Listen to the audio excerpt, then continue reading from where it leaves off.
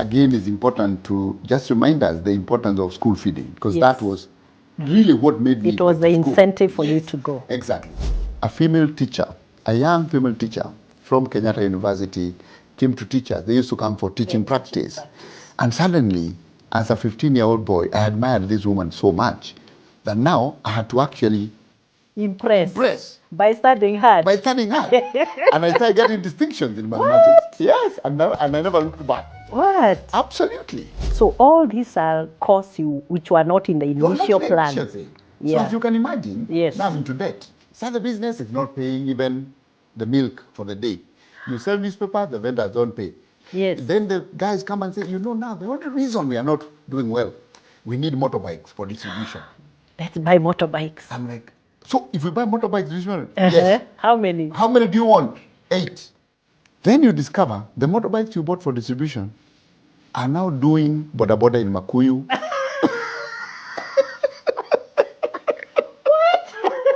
They have been in Roino town. Not delivering Not newspapers. newspapers, Carrying people. carrying people,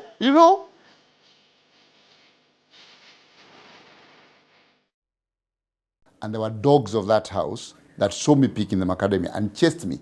Now, you can imagine the battle of a 5-year-old and a dog. Obviously, the dog is going to win. Yes. And the dog won and beat me Were on the you thigh. beaten? Yes. Oh my goodness, It beat me I'm on the sorry. thigh. No. I think I got my first shoes when I was probably 15 years or 14. That is in secondary school. In 12. Just before I left out for secondary school in class 7. Hello once again, and welcome to the executive table. So pleased to share another exciting episode with you. And today we are very excited because, hey, the guest we have today, you will not believe it. Very, very exciting life story, what he has done, but you need to hear it direct from the horse's mouth.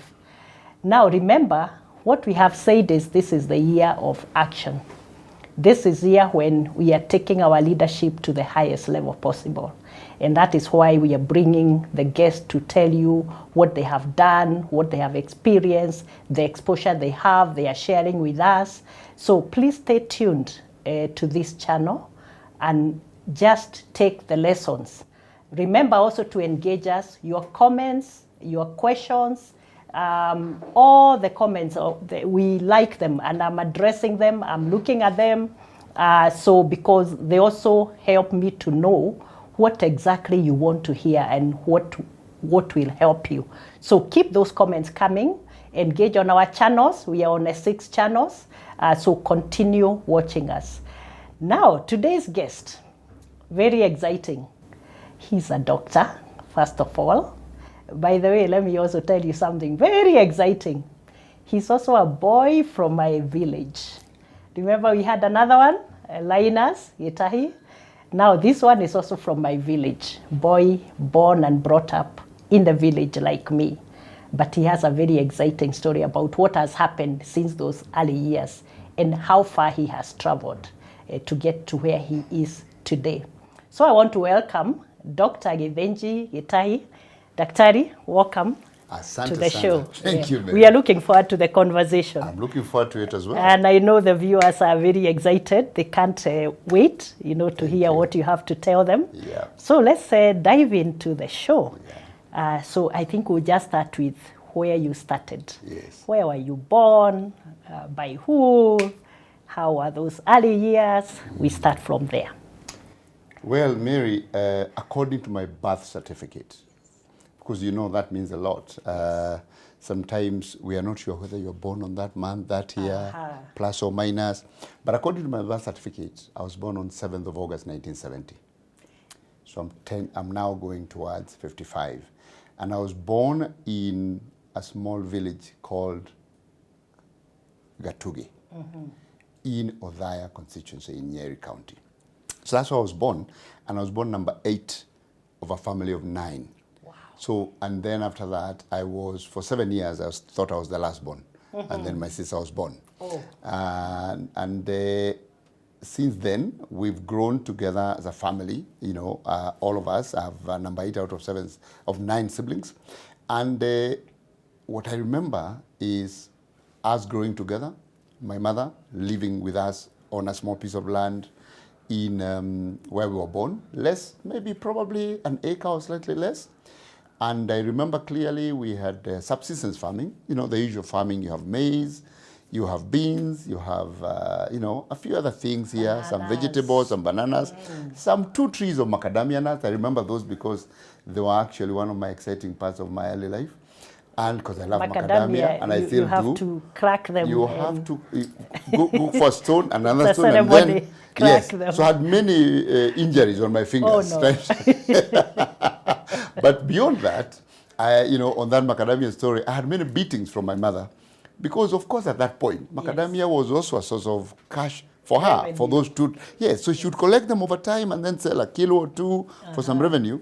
But I was cheeky. I would get into the granary and I pick a few with my sister, and then we would eat and then clean up. But there will always be a small piece of shell left somewhere. She'll always know. Our moms always knew. And then in the evening you are fed, and then you are told, just give me that kiondo. And then when you hand over the kiondo, you are told, come. And then you are yes.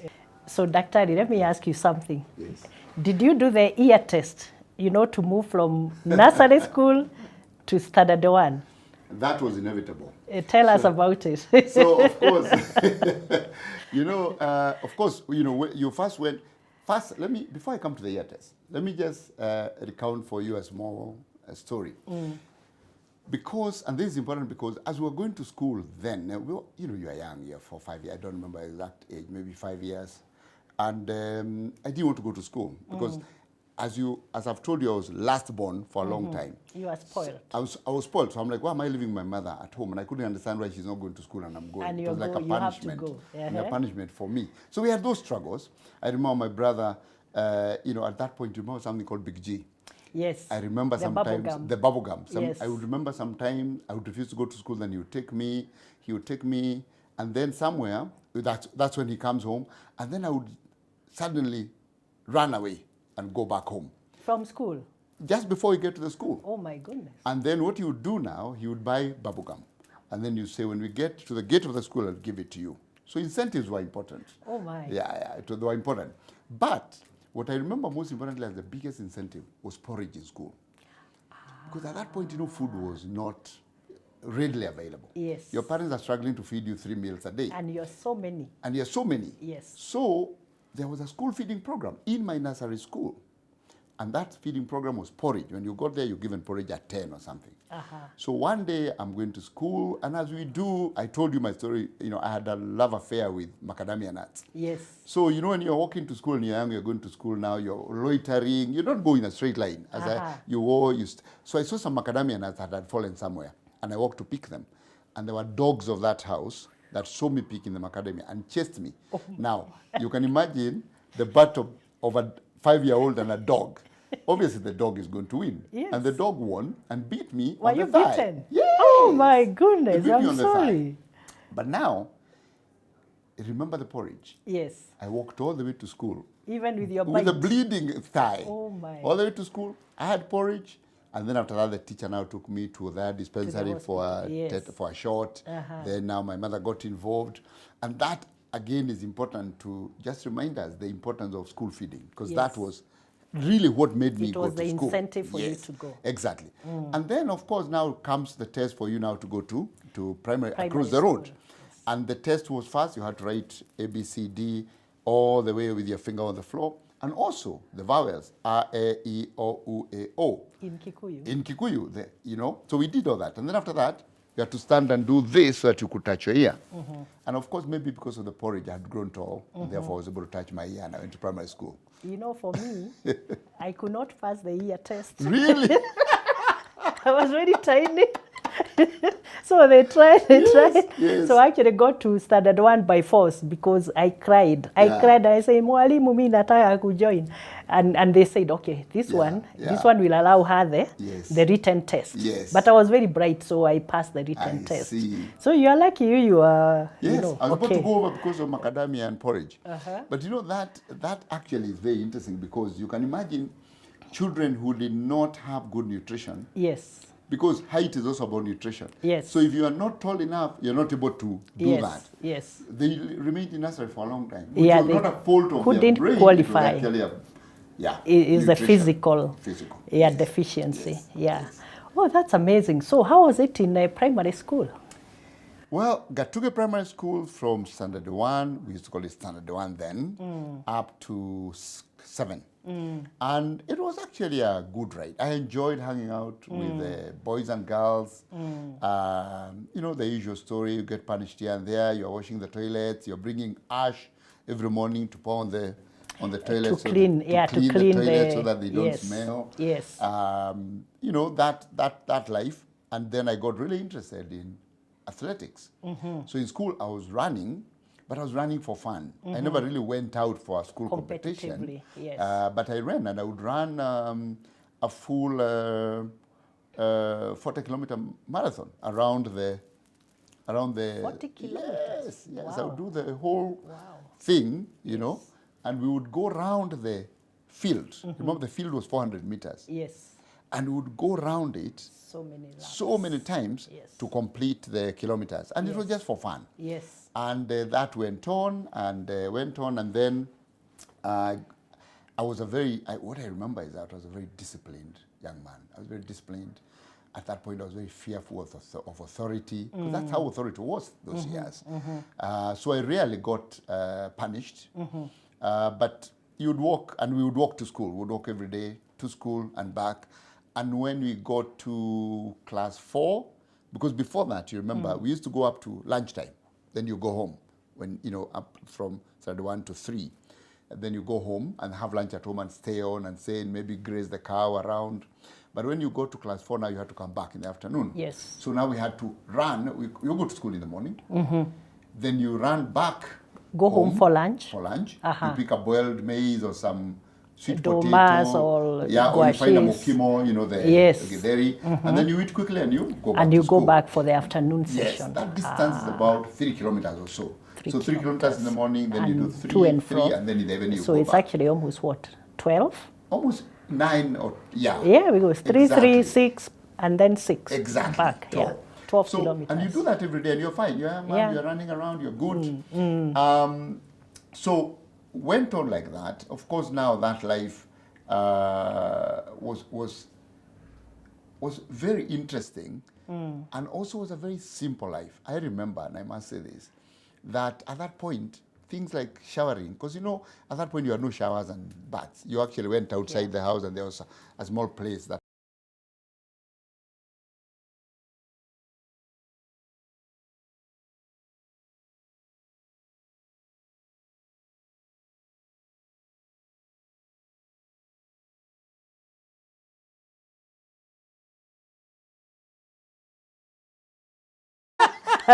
I'm sure some people will be like, what? No. In fact, at some point, we would compete with my brother who would take the longest before you shower. Before what? Yeah. So the longer the better. The better. And I remember my sisters, who are also now older than me going to school, would, because now I was younger than my brother. Yes. And now my sisters were more caring about me. Yes. And they were like, you know, you have not showered for a long time. You have not applied Vaseline on yourself. And they would do those things by force. Because you're barefoot, you're just walking. So you are literally forced now to this yes, one. We you have shiny legs, but everything else is. And then would be checked for cleanliness. Yes, I in remember school. Teacher Gerard. Teacher Gerard was our discipline master. God rest his soul, eternal peace. So we would go to assembly in the morning, and there was every Monday, there was a check for cleanliness. Yes. So as you queue, you queue in lines, and then you're doing assembly, you're singing the national anthem, and, and then Teacher Gerard would pass by, and all of you had to have your hands up like this. And all you needed to do is keep doing them like this. Yes. So that you check here and check here. Yes. Yeah? So what you did before you go to school, because in the morning, you're going to school around 6:30, 7. So there's a bit of dew on the grass. Yes. So you do the dew like this. Then you wash here. With the dew, you wash here. You wash here. So on the face of it, it looks okay. It's clean. You're clean. Let me ask you, did you used to wear shoes? No, no, no, no, no. Oh, okay. No, no, no. I think I got my first Next two shoes of us. when I was probably 15 years or 14. That is in secondary school. In 12. Just before I left out for secondary school in class 7. Wow. Yes. Wow. Yeah, wow. yeah. In 77. That's when I got my more shoes. They were called hockey shoes. But you didn't wear them to school. Yes. You wore them on Sunday. Yeah. To school, you were just barefoot. So that, I remember that. So the cleanliness was not a big deal. Teeth brushing was, of course, through the tree branches. The That's what cypress, the cypress. brushes. You picked it up and then you did that. Yeah. Cleaning was, wiping yourself with dew. Yes, Yeah. yes. But then, at that point, I remember also there were quite a bit of jiggers in the village. Yes. So jigger And lice. and lice On the head. On the head. Yes. So jigger infestation was quite something. Yes. And my sisters, of course, were much cleaner. And I remember my sister called Judy, would remove my jiggers. And now you have to walk to school. And jigger holes used to be big, eh? Yeah. They used to be Yeah. And you have all those woods and you're on walking your- through the grass. Yes. So they would pick They you. would So you prick have to, you we have to don't walk like dance. this. Yes. Please Wow. don't tell me to show you my toes. So that environment Yes. was the way it was. And that was my life through primary school. And it was enjoyable, completely enjoyable. Very nice. Absolutely.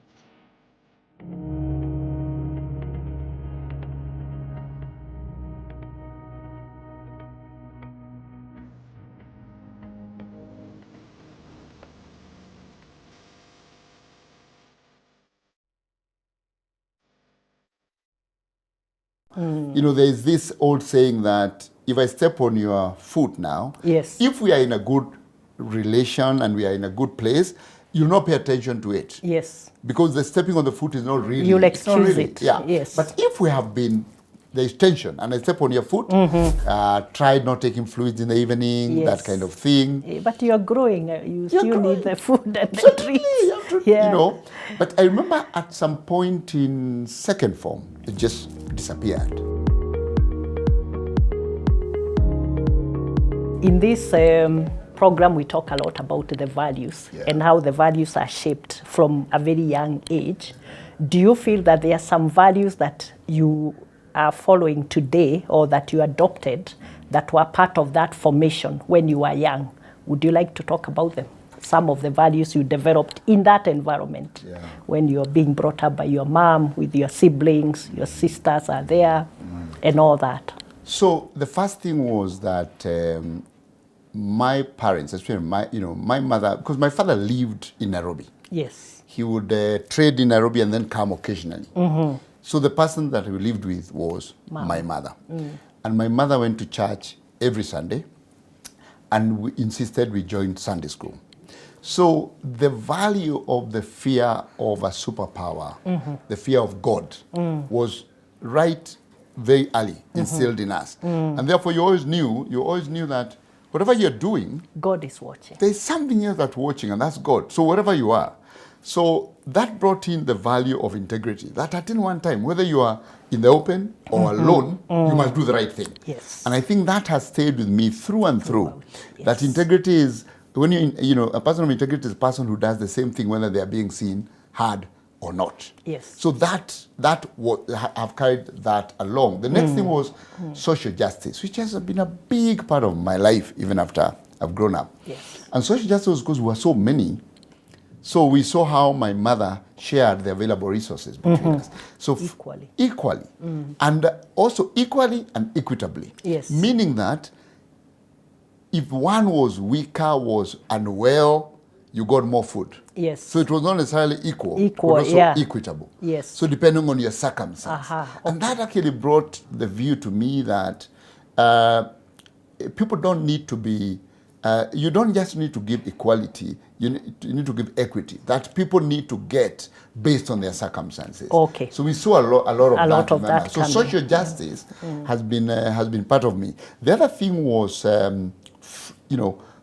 friendliness and love between ourselves and our neighbors.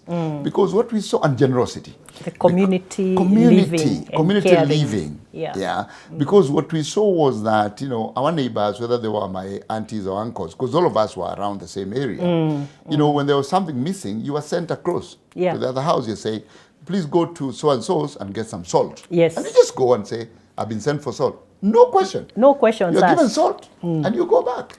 Tomorrow, that neighbor will come to your place. Exactly. I've actually run out of unga ya ugali, Yes. you know, maize meal. Absolutely. In the middle of cooking. Please, put for me a little. No question asked. No question asked. Yes. And the other thing was obviously sharing. Yes. And that generosity. Yes. So we used to see chapati during Christmas maybe, and maybe there is an event or maybe there's something happening and the other family cooks chapatis before Christmas. And you just walk there and you sit and you are fed together with the other children. So I think those values, the community values at that level have stuck with me to date, and I still practice the same up to today. What about discipline? Because you see, I'm asking this because these days we've seen parents who will not allow even another relative to discipline their child. Yeah. But that time, I mean, if your village was like mine, I was being beaten by other people, not necessarily my mom, if they see me doing the wrong thing. Yeah. So was it the same with you? And do you think it was the right thing? It was the same. And I think discipline is about intention. I always say that if you focus on the intention, not the action. The objective. And that is actually my way of life even now. There is this old saying that if I step on your foot now, Yes. if we are in a good relation and we are in a good place, you'll not pay attention to it. Yes. Because the stepping on the foot is not really. You'll it's not excuse really, it. Yeah. Yes. But if we have been, there is tension and I step on your foot, you will take it as if I'm doing so Yes, to annoy intentionally. you. Intentionally. Yes. So always focus on the intention, not the action. And the Yes. intention then for that community discipline was good because these were your friends of the family. Yeah. They were your friends that you have seen their children grow. So they were doing it on behalf of you are going good and your family is good. And the community. And the community good, the larger Yes. community good. So Yeah. it was going on, it was the right thing because the intention was right. Now, if the intention was not right, because maybe there was a family feud, Yes. maybe there was family tension, then that needed to be handled. Yes, of course, at another level. Okay. So you passed your primary education exam. Yeah. Tell us about it. I did. So Saturday 7 comes and all of us, at that point there was not much about homework, study. You just went along. And for some reason, and again, I put it back to nutrition my Yes. mother gave me. Yes. So I was able to pass, and I got 32 points out of 36. Yes, that time was- the was 30. highest mark was 36. Was 36, so I got 32. Wow, well done. Yeah, I got 32, and I went, and then I was taken to Nyeri High School. And I went to Nyeri High School now for secondary school. And that was the first time, actually, that other than my mother going with me when I was young to Nairobi to see my father, follow up for school fees and go back, that's the first time now I was going to be away from home. From home. Yeah. And I was young. I was 14 when I went to Nyeri High School. Okay. At that point, still bedwetting. Yes, I was. Tell us about bedwetting. You know, Because, Yeah. and I would like you, because we also have parents who are dealing with that as an issue with their kids, or the kids are under their guardianship. Yeah. So first of all, what is the impact of bedwetting? And also, is it a medical condition, and what can be done about it? Is there a solution to that? It's a complex issue, and in my own story, I had actually been bedwetting even when I was in primary school. But then you are home. You're at home, so You're at home. it's not a big deal. It's not a big deal. Yes. Now, when you go to secondary school, you are in a dormitory. You are sharing, a decker. Were you in a decker bed? I was in a decker bed. Oh my goodness. Exactly, in a decker bed. And therefore, it starts to create some problems. Yes. And also, you want everyone to leave the dormitory before you wake up. So even if the boys are there, you wait for them to leave so that as soon as they leave, you can take your mattress and remove and take it outside. Yes. So it was quite It's emotionally stressing. Emotionally stressful. Yes. It's emotionally stressful. And my mother tried a lot at that time. Took me to Nyeri PGH. We saw doctors. They said, this boy has no problem at all. This is just, it's going to go. So they tried several remedies. Yes. They said, and I remember my mother buying for me a And you remember money was scarce, but she has to spend money to buy an alarm clock.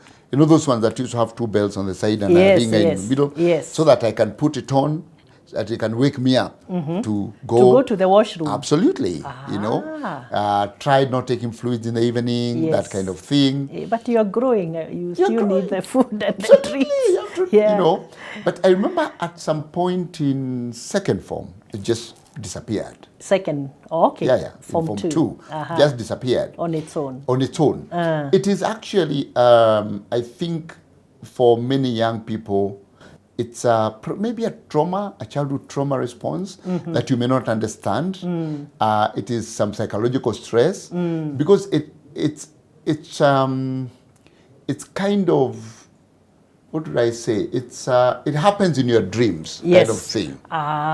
Okay. And many parents may take it as if it's indiscipline or something, and therefore they punish the children and say, if you do this again, you will see. It actually needs to be handled very maturely. Yes. You know, in a process of acceptance, because it will go. It just goes and on its own. encouragement. And encouragement. It just goes on its own. Okay. So that was actually so my for most experience. children, it will go. It will just go. Okay. It could delay. Yeah. Or it could, you know, some children won't have it, some people it could delay. But it needs to be handled with a lot of maturity, accepted, and maybe you try whatever method you can.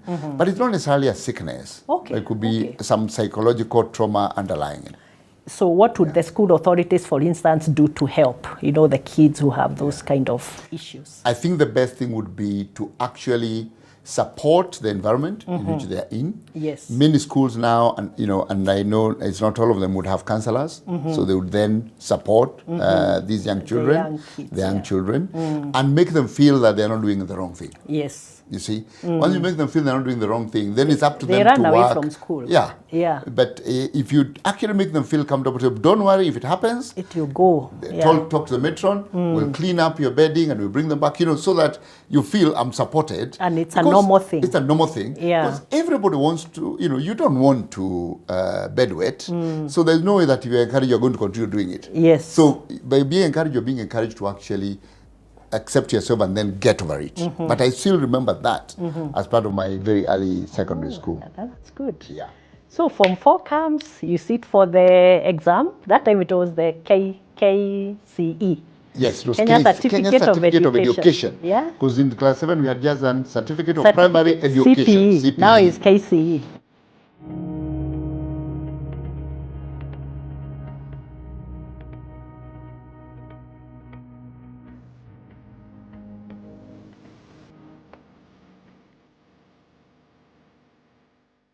Even as we discuss this thing, we must always remind the people who listen to us and we talk to that nutrition in the first 1,000 days of a child sets up that child for life. Yes.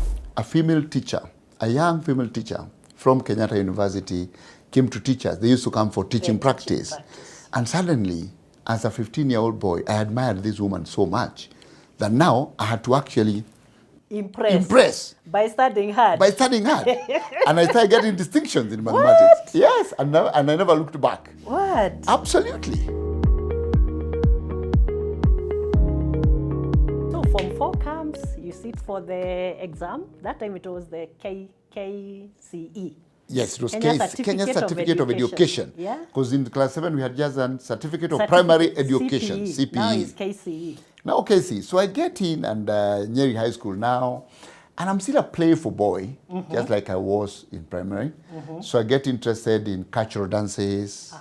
You were in the school choir or what? In the cultural dancing. You know, the moment there used to be this drama festival in quarter 1. It's a drama club. The drama festival. In the Yes. drama festival, there used to be cultural dancing and acting. There used to be plays, and there was also be cultural dancing.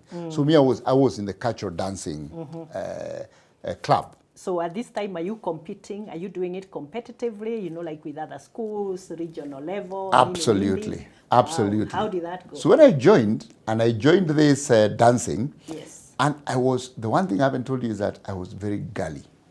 I Girly had like girl in- features. My voice as well. Oh, you had that shrill. Oh yeah, I had soprano. I had soprano. Oh, okay. And people said I had girly features, kind of thing. My face. Like a girl face. Yeah, like a girl face. And therefore, and then you talk like a girl? It was not sure, but it was a... Did you talk? Did you dress like a girl? No, I didn't. Maybe if I was in America, I would have. You But should. If it was now, you wear your two earrings and polish you do a your bit nails, of, and yeah. The girl is there. Exactly. But what I did, Yeah. which is close to that, is that when I joined the music, the drama, we were calling it actually drama festival music, whatever it was called. It was dramatization Yes. of traditional dancing. Yes. And therefore, what you do is you create this dance around a marriage festival, a Kikuyu marriage festival. You have the men, you have the men, you have the women, girls, you reenact as if it's happening, but you're doing a dance. Yes. So you have to actually separate yourselves to who are the men, And who are the ladies. Who are the ladies. You have to have a male soloist, a female soloist. Yes. You have to dress up, like women, like men. And therefore, my role quickly was evolved. on the girl side. Quickly evolved to the soloist, to the female soloist. For the female side. Yes, Wow. because I was very good in the acting, in the singing. My voice was could pass off, you know, and then I had those features. Yes. So I actually now had to dress like a woman, and to dress like a woman, of course, you had these shukas, The traditional dresses, shukas. You had to wear the hangis, the hangis, earrings. the Yeah. earrings, You had to wear the the things on your megades, head, the those necklaces. things, and the interesting thing, you had to have some breast as well. Oh, wow. You had to. So you improvise the breast. We improvised. And how we improvised the breast was very interesting. You know the school stockings? Tell us. The school stocking, the long one, the one yes. that went up to here. Yes. You took your school stocking. You then tied them on the toe side.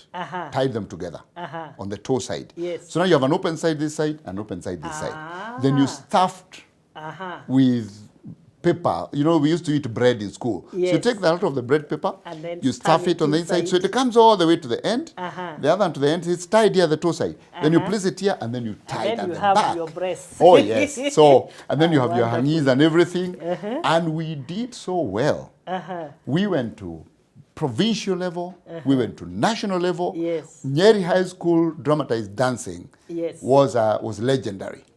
So what happened is that one time, now when I was, I think, in Form 3 or so, one time we went and we were doing Form 3, I think we went to Menengai Nationals. And now we were now on the national stage. Wow. Yes, we were very well. good. Wow. That really occupied my time in Nyeri High School with many So others. this time you are Form 3. Form 3 now. Form 2, Form 3. Yes. So when we went to Menengai now for the nationals, my voice just broke. And it broke During the the festival. day of, during the festival. No way. Yeah. And I croaked like a frog. Oh, no. And that was the end of my career. Oh, in no. that, yeah. Oh. So, but it was fun. Wrong timing.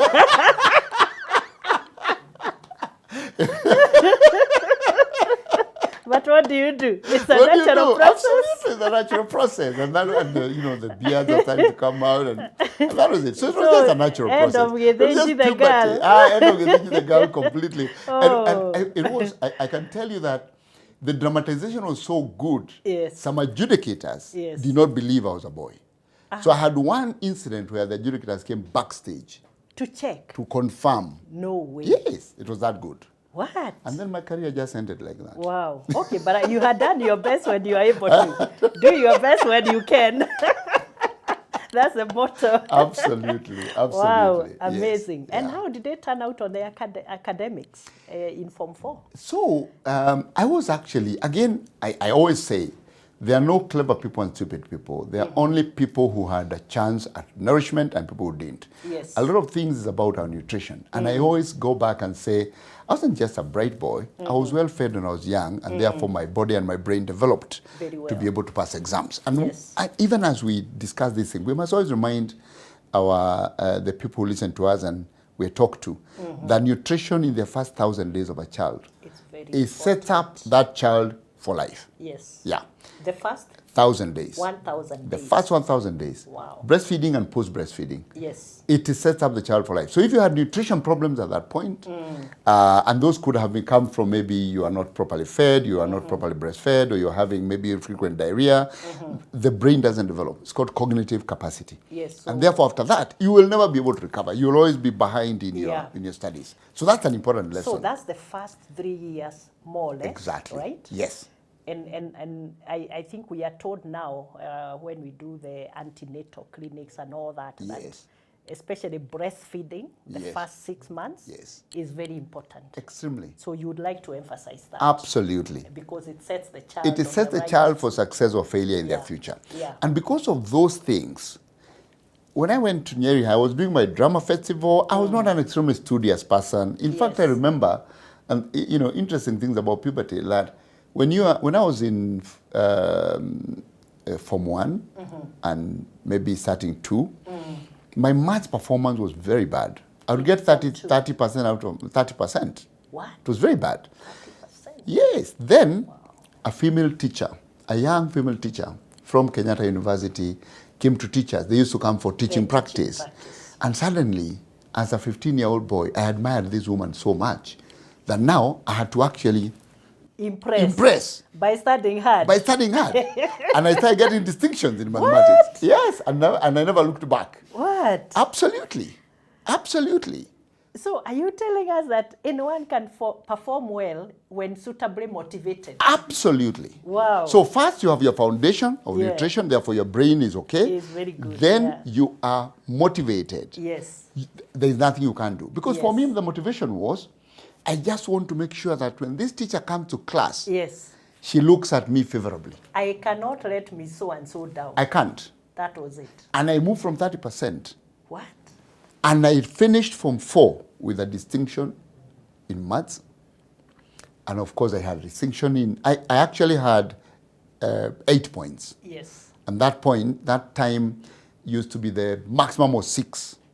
The best was 6. It was the other way around now, not like primary. Yes. So I had 8 instead of 6. Now, that was, I think I was number 2 in my year in Nyeri High School. Wow. In Form 4. Form 4. Yes, I passed extremely well, despite my drama and everything else. Yes. Yeah? Yes. And when I passed now, of course, you now had to choose to go to high school. Doctor, give me a minute. I want to emphasize something here, guys. You need to give yourself the motivation to do well what you are doing. Just listen to what Dr. did. He gave himself that motivation and said, I must move my grades from 30% to distinction. And he was able to do it. It is possible. Yeah, absolutely possible. That motivation needs to be intrinsic. Yes. It should not be necessarily someone else telling you. Yes. It needs to be something that you feel. Within. You need to know why do I want to achieve this? And I think that's where we create habits by saying, I want to achieve this because of. And if you do that and you have a good reason, you give yourself a reason. You give yourself a reason. Yes. But if you're doing it for because you want to, because you want to do what other people are doing. And that teacher would have gone. Could have gone. Of your studies. Absolutely. It was the only reason. She actually did. She had to go back to KU to finish her studies. I want to look good. I want to look good because now it was feeling good that now I was able to move to that and I want to maintain it. So intrinsic motivation is important. Yes. So I then passed my O-levels, as we called them then, and now it was time to go to A-level. A-levels. And my next big decision crisis came. When you're young, you have this kind of thing that consume you, and they're so minor, they really don't matter. At that point, the big issue was you need to select a school now for A-level. Yes. I knew I was material for national school. Yes. At that point, because remember there was district schools, provincial school, and national school. Schools. Yes. There were 3 categories. Yes. And I knew I needed to go to a national school. And the choice for me then was Mangu High School or Alliance High School. So they were both national. They were both national and they were the most famous. Yes.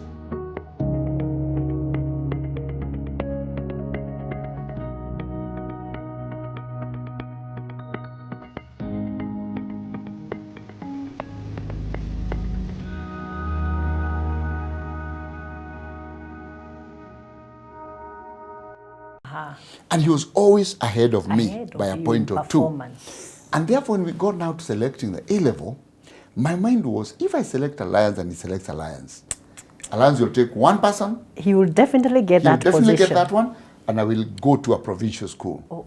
My view is, when you have somebody who is young and growing, yes, the best advice to them is be the best at everything you do now. You can be.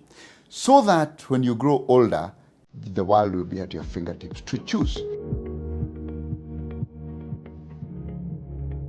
I then passed my O-levels, as we call them then, and now it was time to go to A-level. A-levels. And my next big decision crisis came. You know, when you're young, you have this kind of thing that consume you, and they're so minor, they really don't matter. At that point, the big issue was you need to select a school now for A-level. Yes. I knew I was material for national school. Yes. At that point, because remember there was district schools, provincial school, yes, and national schools. There were Yes. 3 categories. There were 3 categories. Yes. And I knew I needed to go to a national school. And the choice for me then was Mangu High School or Alliance High School. So they were both national schools. They were both national, Yes. and they were the most famous. Yes. But now there were some dynamics, and these dynamics were that traditionally in our school, Alliance picked one student One from only. Nyeri High School, Yes. traditionally, Yes. and Mangu picked one student. And now my cousin was always brighter than me. He had, in primary school, better. we had come from 2 different primary schools, Yes. but next to each other. And the way it was is because he was Catholic, he was going to the Catholic primary school. Yes. And I was Protestant, I was going to the Protestant primary school. Primary school. But they were just around the, the same area. The same area, yeah. So he passed, he got 36, I got 32. Uh-huh. And we both ended up in Nyeri High School. Uh-huh. And he was always ahead of me Ahead by of a you point in or 2. performance. And therefore, when we got now to selecting the A-level, my mind was, if I select Alliance and he selects Alliance, Alliance will take one person. He will definitely get He'll that definitely position. get that one, and I will go to a provincial school. So I talked to the discipline master. I really struggled with it. When I look back, I was like, Why that struggle was was so it necessary? unnecessary. But at that point, it consumed was so me. important. And Yeah. finally, after all my arithmetic and whatever I said, this guy will always be ahead of me. And therefore, if he's ahead of me and he goes to Alliance, then my default will be my provincial choice. So let me choose Mangu. My possibility of being picked in Mangu Is higher. Ah. Okay? Wow. So I chose Mangu. Yes. He chose Alliance. Alliance. Did he And go to Alliance? We both passed. Uh-huh. He went to Alliance, and I went to Mangu. To Mangu. Wow. But Well now done. this is the twist. Yes. That year Alliance took 2 people from Nyeri High School. Oh. So you missed Alliance. But it was a safe bet. Yeah. And I was like, how can this happen? Because I was so young, and I was, at that point you're thinking Alliance. And because of that, and that's when I look back at my youth, I'm like, I was actually more determined than I thought I was. Because I went to Mangu, Yes. but I actually wrote a letter to the president, President Moi then. Yes. And I said, I'm so disappointed because my choice was Alliance, but now I'm here, and I want you to help me to move. To go to Alliance. Yes. Of course, that letter never probably even found through It never went Yeah, it anywhere. was somewhere, yeah. But you felt good. But You I had felt written. good I had written. Yes. But I'm so glad I stayed in Mangu Yes. because Mangu built my character. But Mangu was a very good school. even that Absolutely. time. It's what built my character. Because it was, and I know my Alliance friends are watching, there was no spoon feeding Yes. in Mangu. You worked for it. Mangu was a savannah, it was a desert. You worked for everything you got. Yes. And we worked, and that's how I ended up in the university to do medicine. Wow. And I'm glad I was in Mangu because when we get to the selection of career, I'll tell you why I think that was an extremely important step in my life. Yes. Yeah. You tell us, because it looks like you became a doctor by chance. Yes. Tell us about it. So, we finished Nyeri High School, and we both passed and ended up in Mangu grudgingly, but immediately, and part of the reason I wanted to go to Alliance was because of my drama past. Alliance was very good with extracurricular. Mangu was more like basketball, So many. studies. Yeah. It was basketball and studies. Yes. And I wasn't a sporty, athletic person. So I was not playing football and basketball. So for me, I was more interested in going to a place where I can advance my drama. The drama. So I went to Mangu. I started a drama club. And actually, we started doing choral poetry and all those. So I actually started those activities in Mangu. But what changed my career was that when I left Nyeri High School, I had a distinction in maths, physics, chemistry. Yes. I had a credit in biology. And of course, I had other distinctions, in commerce and other places. That's why I ended up in Mangu. Yeah. But what is important is that at that point when you went to the A level, they picked you for your best 3 subjects, and they took you to that track. You are in that stream. Remember MPC, Yes. MBC, and all those things. So your best was MPC. MPC. So I went to maths, physics, chemistry. Yes. And I settled in, and we started our studies. And then one day, our student, dean of students or master, student master, walked into class, called Mr. Chibuka. Yes. And he said, if I call your name, follow me. So he called names, and mine was Your there. name was there. Yeah. And we stood up, said, just follow me. We followed him, and he took us to another class and said, so this is your new class. And that class was maths, biology, chemistry. What? That was it. Why did they move you? No, it was just because the pass rate for physics was very high that year. Okay, but the pass rate for biology was lower. So there were not enough students in the biology class, but there were a lot of students in They had physics. more they students in the MPC than so they were could handle. rebalancing. So because those of us, therefore, I realized I had actually done relatively well in biology nationally. That's why you are picked why I for was the MPC. For the MBC. So that's why I became a doctor. Wow. So I do not know whether that would have happened if I'd gone to Alliance. Yes. I have no idea. So maybe, and at that point, if you are in the maths, physics, chemistry, it was straightforward. You went to architecture, engineering, and if you are in the biology class, you went to human medicine, vet medicine, dentistry. So that was a turning point for my life. Now you look like you are someone who likes protesting sometimes.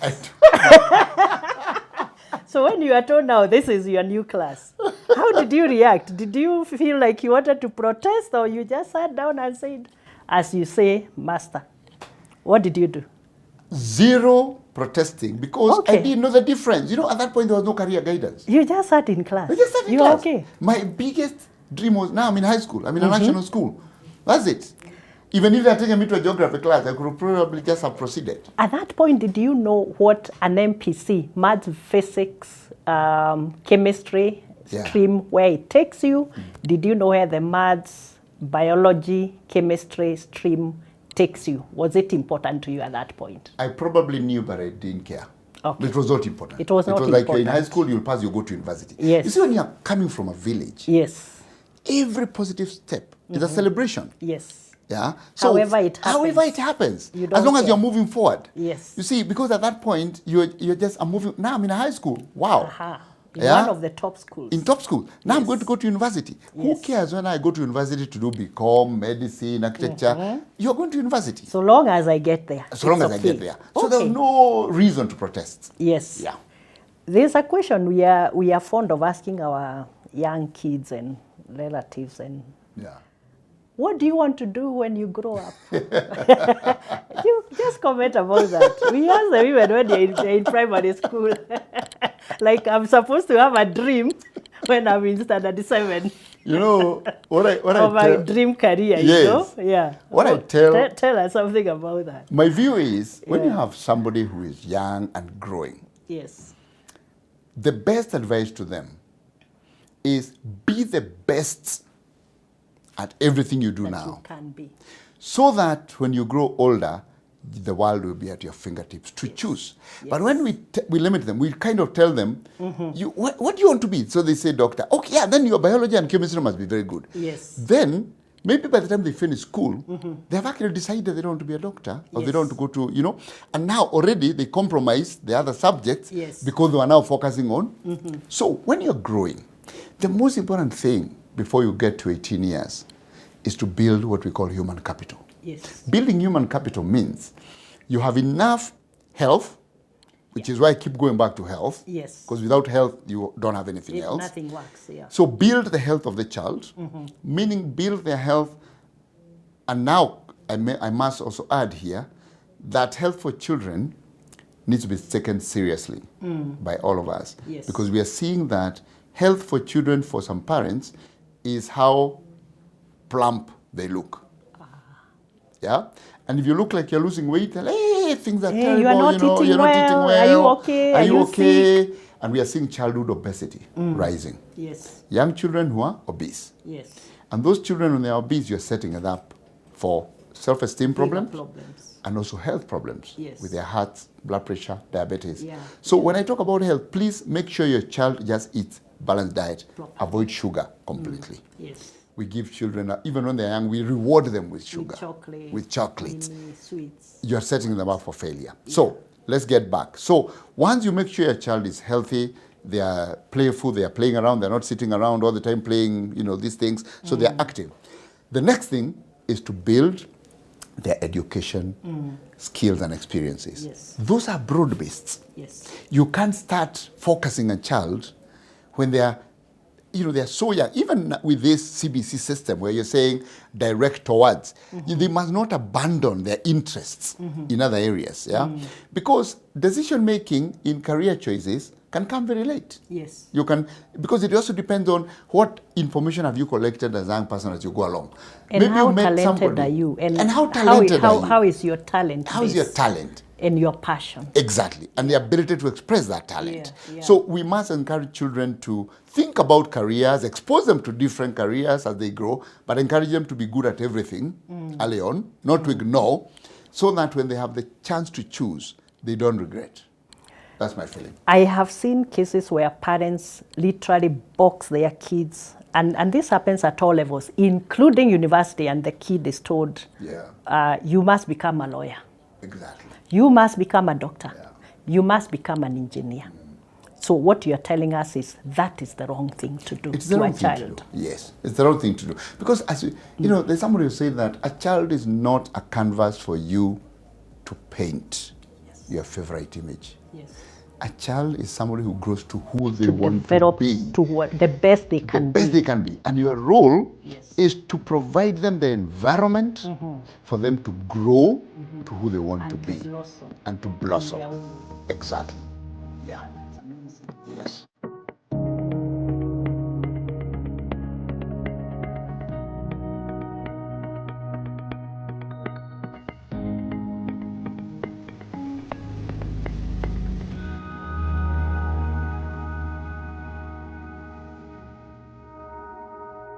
I became the manager or teacher in charge of drama.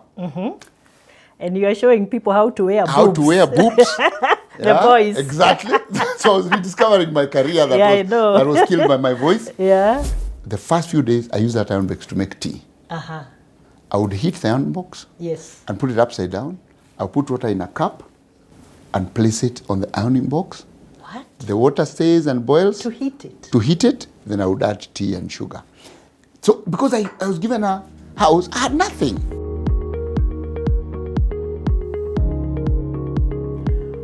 Okay, so did you pass we used to call it Kenya Advanced Certificate of Education? Absolutely. Yeah, KACE. KACE. I see you're very conversant with these things. I went through that system also. Yeah, I know these things. Absolutely. How did that go? So how did that go? With your MBC. So with my MBC, yes, I passed, and again I got at that point it used to be 18 points. If you are doing further math, there are people who are so bright they are doing something extra called further math. Yes. You got 19. 19 maximum. 19 maximum. That was the best. But if you didn't do further math, 18. I got 15. Oh, 15 out of 18. And you can see all the way from primary school to secondary to high school. Yes. I am not like a top like 18 over 18. No. No, I'm not one of those geniuses that, you have to get but I always got But you are still above 80%. I'm above average, exactly. You are above 80%. Absolutely. Not above average. Yes, above 80%. You are still 80% around and above. there. You are still a distinction. Yes. Yeah, but not 100%. Not 100%. Yes. So, people you knew, that one is an 18 point. That one Yes. is this and this. I was never that person. So I got 15, and because I got 15 and I was in math, biology, chemistry, I was then admitted with other boys from Mangu to medical school. That was direct to medicine. Direct to medical school. At that point, there was no parallel. It was just the regular government students. Yes. So I was admitted to Nairobi University to do a bachelor's degree in medicine and surgery. And of course, again, a very happy moment. And I moved on to university. And now I was looking forward to freedom. I'm very scared now because what I've heard, Yes. I need to tell us whether it's true or whether it's a rumor. Yes. When you get into that medicine class, on day one, what they do to you, they take you to this room with a dead body, and then they tell you to start cutting the legs, remove the eyes. Yeah. Is it true? What do they do to you? Let me explain that to you. So I went and I was admitted to medical school. But before I was admitted to medical school, and I'll come to that story, let me recount a few experiences between now. You remember when you left A-level? Yes. You had a 9 months wait to go to university. To go to university. Yes, we waited for 9 months. Waited for 9 months. Yes. And now I joined in August. I joined in... After I had finished the previous year. Exactly. Yeah, you're right. And I joined August, September. And the results used to come out around February. Exactly. So now, you have So you have this time you're waiting. Yes. And at that point, you remember that now you've gone back to the village. Now you're waiting for your results come. But in the meantime, you have these 9 months. So we used to go to school and look for a job as an untrained teacher. UT. Untrained teacher. Yes, we used to joke around and call them useless teachers. But they were not useless. They were just untrained I was teachers. also one. So I went to my local school, Karima High School, Karima Boys. Yes. And I became a UT. Karima Boys. That's the local secondary school. Yes. And I was 20. Yes. So I go to school and I was now the maths teacher for maths, biology, and chemistry, because those were my favorite subjects. Those were your pet subjects. My pet subjects. Yes. And at 20, I was teaching. I was teaching students. Yes. I was forming clubs. I was taking the students to functions. And my passion of drama came back. And I started teaching them drama. Yes. What? So I taught Karima Boys drama. I became the manager or teacher in charge of drama. And you are showing people how to wear boobs. How to wear boobs. The boys. Exactly. So I was rediscovering my career that was killed by my voice. Yeah. And we did so well, we went to district level. At that point now it was zone and this and this. And at that point I was being paid 1,100 a month. Yes. And I would have that money, I would save some, I would buy milk for my mother, then I would, all those things that you do. And then I went and I would walk to school, because it was now, my home was very close to Karima Boys. Yes. Then when we went for the districts, the headmistress of Kangobiri Girls, which was now like 9-10 kilometers away from home. I went to Kangobiri. Really? Yeah, from 1 to 4. From 1 to 4? Yeah, that's my alumni. I came and became a teacher in Kangobiri. You taught there? I taught in Kangobiri in 1990. Wonderful. Term 2. I taught as a UT in 1985 for a very short time. For a very short time. Yeah, no, not 85, 1987. 87. Before I joined campus. Before you joined campus. Yes, so but for a very short time. For a very short time. Yeah, about 3 months. I taught for 6 months. I taught for 2 terms. Wonderful. Now, I was in Karima for term 1. Yes. Doing drama, teaching chemistry, all those things. Then now we go to drama festival, and Mrs. Mogweru, who you probably remember. Yeah, Mrs. Mogweru, she was our principal. There, Mrs. Mogweru saw me and my boys, and she asked to talk to me. And she told me... During the drama festival? Yes, just outside, after the hall. Wow. She said, do you mind coming to teach at Kangobiri Girls? And she said, She asked me, how much are they paying you? I said, 1,100. She said, I'll give you 1,400. So she added 300 bob. That was a lot of money that and time. I was gone from next to home Yes. to 10 kilometers away. So I moved for Where 300 did you bob. stay? When I got there, they gave me a house. Oh. They gave me a schoolhouse. Mwalimu. Mwalimu Wow. for 20 years. Wow. And I remember I had nothing. I had bought an ironing box Yes. to go with to campus. Yes. And that's what this is very interesting. The first few days, I used that iron box to make tea. I would heat the iron box Yes. and put it upside down. I would put water in a cup and place it on the ironing box. What? The water stays and boils. To heat it. To heat it, then I would add tea and sugar. So because I was given a house, I had nothing. I had absolutely nothing in it. You had not bought a stove? No, from where? Because those days we used to buy the stoves, those small kerosene Nothing. stoves. Nothing. Nothing. Wow. Yeah? Wow. So later I got a stove from my father. My father gave me a paraffin stove. Yes. So now I had that. But the Yes. first days, Yes. I was turning upside down my iron box, and that's what I was And using. then you heat the water with Yes, it. heat the water and then make tea. But you still had a very innovative mind, even to Yes, think about that. it was just solving the problem. And that's up to now. Yeah. A person just looks at the problem and I need to solve the problem. So Yes. I solved it. In fact, my first ugali to make, I made it with a hanger. I mixed, then I realized I don't have a Yes. mweko. And I picked the hanger and I did this and I... Yes. So you had to solve the problem. Yeah. So I did then I now started teaching drama and music festival now. Term 2 was for music festival. In Kagofiri In now. Kagofiri Girls. Yes. And they went all the way. Are you also to the teaching your provincials. core subjects now, the Yes, MBC I'm teaching my core subjects, plus drama? but now I'm a drama teacher at 20. There's a big lesson there because Yeah. you got that position because someone saw that you had done a good job. Yes. Where you are. Yes. You do drama so well Yeah. for Karema. Yeah. And Miss Mogwero says, we want you Yes. in our school. Exactly. Come over. Yes. 300 shillings more Yes. in salary. Yes. Well done. Absolutely. Yeah. And I enjoyed teaching drama in Kagoberi. And they went all the way to provincials for the first time. And then I left, went to campus. Yes. And when I left, this drama club were very disenfranchised. Were like, now what do we do for the next term 1 now? Yes. And I actually remember now I was on campus, sitting down in my brother's house, because when I came to campus, I stayed with him a few times, and recording. You remember that cassette used to stop? Yes, yes. And then you stop it. Recording an entire series of a musical drama production. Using the cassette On a player. cassette. And I would sing, I would say, at this point, this is what will happen. The boy will jump off the stage, because I did a circumcision song.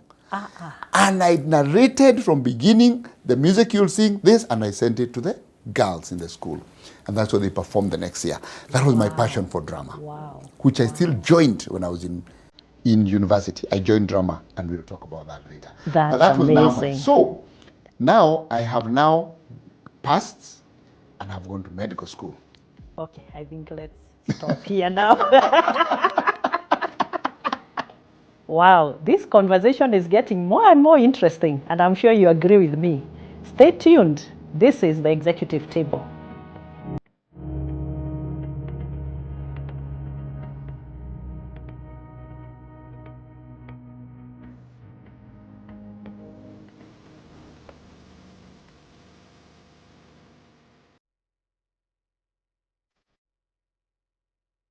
So you don't open the body. You start off with the foot. And you dissect it. You don't just look at it. You have blades, you dissect, and the lecturer is moving around. Then you look, you remove the meat. Whatever you remove, it's thrown into a polythene bag. All that is disposed. But as you go, you dislocate, you go. Yes. He would come over, and we would go out and excavate dogs that had died. And it was just a passion he had. Wow. Even when he was in high school, before he went to university. We would excavate, and now because I'm his younger brother, we would go together. You go with him? Yeah, we would excavate the dogs. Why would he do that?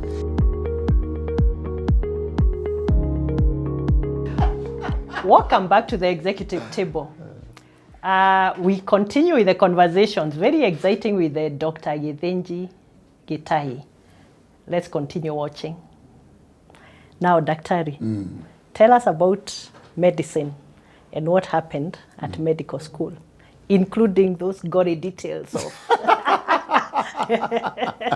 that dead fella. Mr. Cadaver. He's called Mr. Cadaver. And Is Mrs. it Cadaver. Mr. or Mrs. Cadaver? Mrs. or Mr. because it could be a male or a female Or a body. female. Yes. Oh, Yeah. okay. Tell us. So I get to medical school at the end of 1990. Yes. And when you get to medical school, the training of medical school in Kenya, we must say first, is extremely practical and robust. Wow. Very practical and robust. And the foundation that it was built is a really good foundation, because for you to be a doctor and actually be able to make diagnosis and help people, you need to understand first the structure of the human body. What is it made of? Is it muscles, the arteries, where are they? The nerves, where are they? The eyes, what's connected to them? You have to understand the entire, it's like being a mechanic. You have to put the car down, all of it, and then say, I see, this is what this is. This is how it works. What connects with What connects with what? So that's the form of the human body. Then you have to understand the function of that form. The function is, so how does the blood flow? Why does it flow? What hormone does this? What does this? What does this? So the form of the human body is human anatomy. Yes. That's the anatomy, that's the form. Then we go to the function, it is physiology. How does it happen? In a normal human being, that's where you start. Yes. And then you then go ahead to say, so what informs the function? Yes. Then you do something called the biochemistry to understand the chemicals in the body, because the body is made up of chemicals, hormones are chemicals, and the form is the muscles and everything else and bones. So you have to understand that. Before now, it starts saying, if this disease happens, this is what happens. You have to first know the normal form Operation. and function. So when you get to medicine, the first thing that you do is to learn the form of the human body. That form is learned through human anatomy. And the way to teach human anatomy in Kenya and in many other countries, we know now countries in America and Europe and other developed countries have moved to what we call simulation. So you see the body on a computer, and you can turn it and do this and dissect. For us, even today, our students are learning on the actual human body. So those bodies would come from people at that point, because people had not started saying, I give my body for research. It will be bodies that were never collected, bodies of communities that don't bury, and those would be respectively received, and then they would actually be the ones For demonstration. for demonstration. So my Mrs. Cadaver was a Maasai woman. And when you go there, you go to the anatomy lab, and all of you, there's a table. That table has your body. It is covered in a polythene bag, okay? And then you're told, now you have more students per body because there are more population, but at that point we were very few. We were probably just 114 students. So when you go, you're probably 4 people per body. You stand around it. Of course, you've done your introduction. So what you do is you go to a lecture. You'll be told how the foot, you start with the foot. You see, this is how the foot is structured. You'll be shown diagrams, you study everything, the bones, the toes, the muscles. Once you finish that, you go for the practical in the afternoon. Now you dissect the foot. And as you're dissecting, you're looking at your notes, you're like, oh, I see, I get this. So it's actually really, really good training. Very practical. Very practical. Yeah. So that time, the body is covered all the way to the head with the polythene. So you don't open the body. You start off with the foot. And you dissect it. You don't just look at it. You have blades, you dissect, and the lecturer is moving around. Then you look, you remove the meat. Whatever you remove, it's thrown into a polythene bag. All that is disposed. But as you go, you dislocate, you go on. Yes. Then the next lesson, you're taught about the leg. Then you go now again practical. So that's how you study. Very systematic. Very systematic. Yeah. And by the end of the academic year, you're in the head. Because you start from the head bottom. to foot. Exactly. Yeah. And every structure you go, you've learned everything where it is. And as you go, you're doing exams, of course. You have CATs, continuous assessment. That process at the beginning, there are many people that get startled by it. Because when you get in and there's a dead body, depending on your upbringing, your history, what you've watched, what you're processing in your head. You could feel this is not for me. So we had students who dropped out. Who dropped out at that Yeah, point. there's some it who was too said, much for this them. is not for me, a good pharmacy. Yes. And you could change and go. Yeah. And we stayed on, and you finished that year. At the same time, you are now learning the physiology and the biochemistry, so that you can relate, so that when you get to the liver, you also know this is the liver, this is how it looks. You can cut it and see what's inside, but you also know which hormones are available around the liver, which ones act in the pancreas, So you are relating the function and the form through the entire year. Yes, yes. So that's actually what you go through, and then every part as you dissect and you remove, it's being discarded. And then at the end, you now remove the polythene paper completely. Now you have the head, you dissect it, see the brain, the eyes, the ears, how it is. That's actually anatomy. Yes. Did you enjoy the studies? I did. I enjoyed thoroughly. And let me tell you why. When I was a young boy, I was in high school, my elder brother, Professor Kiama, is a vet doctor. He did veterinary medicine. But before, he had a lot of interest Maybe for the sake of the viewers who don't know who Professor Kiama is, you can explain what he does. So Professor Githinji Gitahi is the outgoing Vice Chancellor of the University of Nairobi. He's a professor of human anatomy at the university. And when we were growing up, he is older than me by about 7 years. So I was always looking up to him. And he would do these very interesting things. He would come over and we would go out and excavate dogs that had died. And it was just a passion he had. Even when he was in high school, before he went to university. When we would excavate, and now because I'm his younger brother, we would go together. You go with him? Yeah, we would excavate the dogs. Why would he do that? He would clean up, and then he would get the bone structure. Because now the dogs had already rotten and everything. Get the bone structure, then we would put up wire or cable through the vertebral column, the column of the bones, all the way down, and he would hang it in his, what we used to call cubicle, in his cube. The thingira, the small place where young men used to sleep. Yes. We used to sleep there with him. He would hang it in the room. And therefore, I grew up seeing that. So for me, when I came to anatomy, it was so interesting. It was actually very interesting for me. And actually, it was so good for me that when I finished the first year of anatomy, I had a distinction in anatomy. I did not have a distinction in biochemistry and physiology, but Anatomy I had a distinction in anatomy. It was my best. Unit. In fact, I wanted to continue with it. I wanted to say, let me first stop my journey of medicine. I'll come back to it. And pay let more me first do a attention master's, pay some attention to anatomy, and then understand this thing deeper, because it was so interesting for me. But then that step of stepping out to continue with anatomy had started earlier, but was stopped in a year. It was not allowed. In that year, it was not allowed. That particular, it came back later. I don't know why. I don't remember why. And therefore, I just continued medicine. But that's how interesting anatomy was. I actually used to be, I started actually training other students in anatomy. Wow, you So are it that was fun. good. Yes. Amazing. Yes. So you took what, 5 years in medicine?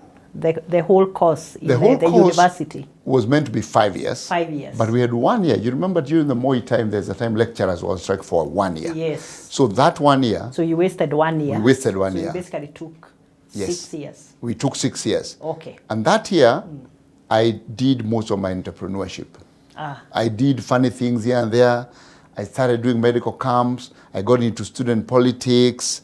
I got into organizing conferences. So I got into a lot of entrepreneurship mischief that also built my future, because actually I started to see what else you can do when you're not actually in school. So it was actually for me also a useful year. No, I think you need to tell us more about that, because also what we are seeing is people, when something goes wrong somewhere, okay, university has been closed. Yes. It's like the end of life for me. Yeah.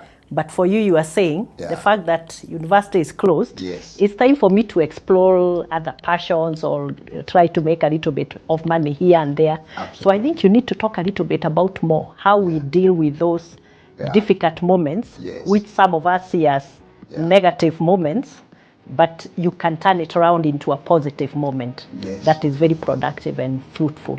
Correct. Yeah.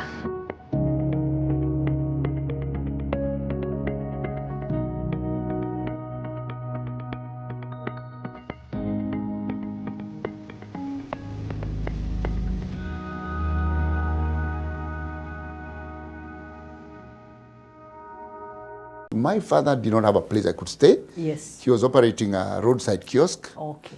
And my mother was up country, so there was no other place to stay. So I stayed with my brother, and he was closer to me, we could talk. And when I was there, I started to make mandazi in the morning. I would So what I did, things were going on at this time. I had gotten married. Wow. I got my first when child. Still in campus? Yes. I got married. About that. I got married when I was in Wow. I got married when I was in my Which year? 6th year. 6th year? Yeah, actually earlier, but I got my first child when I was in 6th year. Oh, you have guts, eh? When something goes wrong somewhere, okay, university has been closed. Yes. It's like the end of life for me. Yeah. But for you, you are saying the fact that university is closed, Yes. it's time for me to explore other passions or try to make a little bit of money here and there. Absolutely. So I think you need to talk a little bit about more how we deal with those difficult moments, which some of us see as negative moments, but you can turn it around into a positive moment that is very productive and fruitful. Correct. Yeah. So what did you do? Necessity is the mother of invention. And during this time, when there was this break, we were, of course, kicked out of campus. Yes. So we started doing odd things, hustling. So for me, my brother, my elder brother, had already started his journey at the University of Nairobi. So he was a tutorial fellow. And he had a small one-bedroom house in Kileleshwa under the university housing. So I went to stay with him because my father did not have a place I could stay. Yes. He was operating a roadside kiosk. Okay. And my mother was up country, so there was no other place to stay. So I stayed with my brother, and he was closer to me, we could talk. And when I was there, I started to make mandazi in the morning. I would... Never mind, it wasn't a really watertight business model because I would use his electricity and not pay him. I would use his mafuta and not pay him. But, I would do the mandazi anyways without, So and not he all allowed the me. costs were accounted for. No, There were revenues without costs. there was no much focus on a P&L. It was just the end result, mandazi. Yes. I would make mandazi in the morning. Then I would walk from Kileleshwa down Riverside across Tungara, where my father had a kiosk. Yes. And my father's kiosk used to serve, this kahawa number one, this coffee that's just boiled, tea and tea to a lot of what you call blue-collar workers, mechanics going to work at 5 a.m. Yes. You'd stop there, have a cup of coffee and mandazi or bread. So I used to sell bread only and tea and coffee. Yes. So I started supplying him mandazi. Mandazi. So he added mandazi He to his added mandazi menu. because of, so I would walk, give him the mandazi, he gives me money, then I walk back because there was no fare. Hey, so he would buy the mandazi from me, you yes. and then sell to his clients. To his clients. Wonderful. Yeah, in his kiosk. So I did that. And then now at some point we got tired. We are like, now we have to get involved in solving this strike. So we formed the University of Nairobi Crisis Committee. As a lobby body. As a lobby body. Sorts. Yes, and I became the chair of it. Yes. So we started now lobbying, and we got other students from Moi University and others. So we started lobbying now and meeting the lecturers, Dr. Nyikal and others. That time they were the ones that were leading the strike. And then that is the time I was almost expelled. Because now at some point, Professor Gishaga called us, the student leaders, and Professor Gishaga was the vice VC chancellor then. at that time. He called us, Yeah. and he knew it was me who was mobilizing. So we had agreed with the other student leaders, you don't talk, because we know he's after you, so don't talk. So I stayed quiet. But somewhere I think he's just wondering, why is this guy not talking? Why are you quiet? Why am I quiet? So he just lashed at me and called me, you bearded man. I had a beard now. Oh. So, you bearded man, he said, I'm going to get rid of you in this university. I will find a way. I'll find a way. Then Professor Nyaga, who was the head of postgraduate students, was in the meeting. And I think he calmed the situation. He's the one who saved me. I was going to be expelled. Yes. Yeah? And that is what happened with my university life. So then we now got back to school. So the university was opened. Finally it was opened. Yeah. And then we went on and finished. Okay. So that was my university life. But during that time, I got into student politics. At some point, I was the vice chair of the Association of Medical Students of the University of Nairobi. Yeah. So I got into a bit of politics, some resistance, as you said earlier. So there's a bit of, to just make sure things were okay. Yes. And then I finished, And I emerged the best final year students in my year. Wow, Yes. wow, well done. Thank you. Yeah. Yeah, okay. Yeah. Then what did you decide to do? I mean, the natural path is you finish the medical degree, you graduate, and then you get into, I mean, most of the medical students would join either the government, Kenyatta and the others, Yes. or private hospitals, Yeah. which are not many. Yeah. So what did you choose to do at that point? So what I did, things were going on at this time. I had gotten married. Wow. I got my first When child. still in campus? Yes. I Tell got us married. about that. I got married when I was in Wow. I got married when I was in my Which year? 6th year. 6th year? Yeah, actually earlier, but I got my first child when I was in 6th year. Oh, you have guts, eh? Life just happens. You just keep moving. Oh, it's called multitasking. It's multitasking. It's multitasking. Yeah. So Yeah. I got married Okay. somewhere between 3rd and 4th, but I was also very focused. I said, I'm not going to have a child until I am sure I'm finishing medical school. So we waited, and then I got my child Okay. in 6th year. Sixth year. In 5th year, which was my 6th now in campus, 1996. But it was actually the last year. It's the 5th year of medical school. No. But 5th year academic year. Daktari, Yeah. explain. Yeah. Most people who get married early, Yeah. it's because of inevitable circumstances, like the child is coming, someone is pregnant. No. Now you are telling us Yes. that you are not under pressure. No. You decided to get married. Yes. Tell us why, when you are still in campus. I think at that point, first I had met somebody I thought I'm in love with.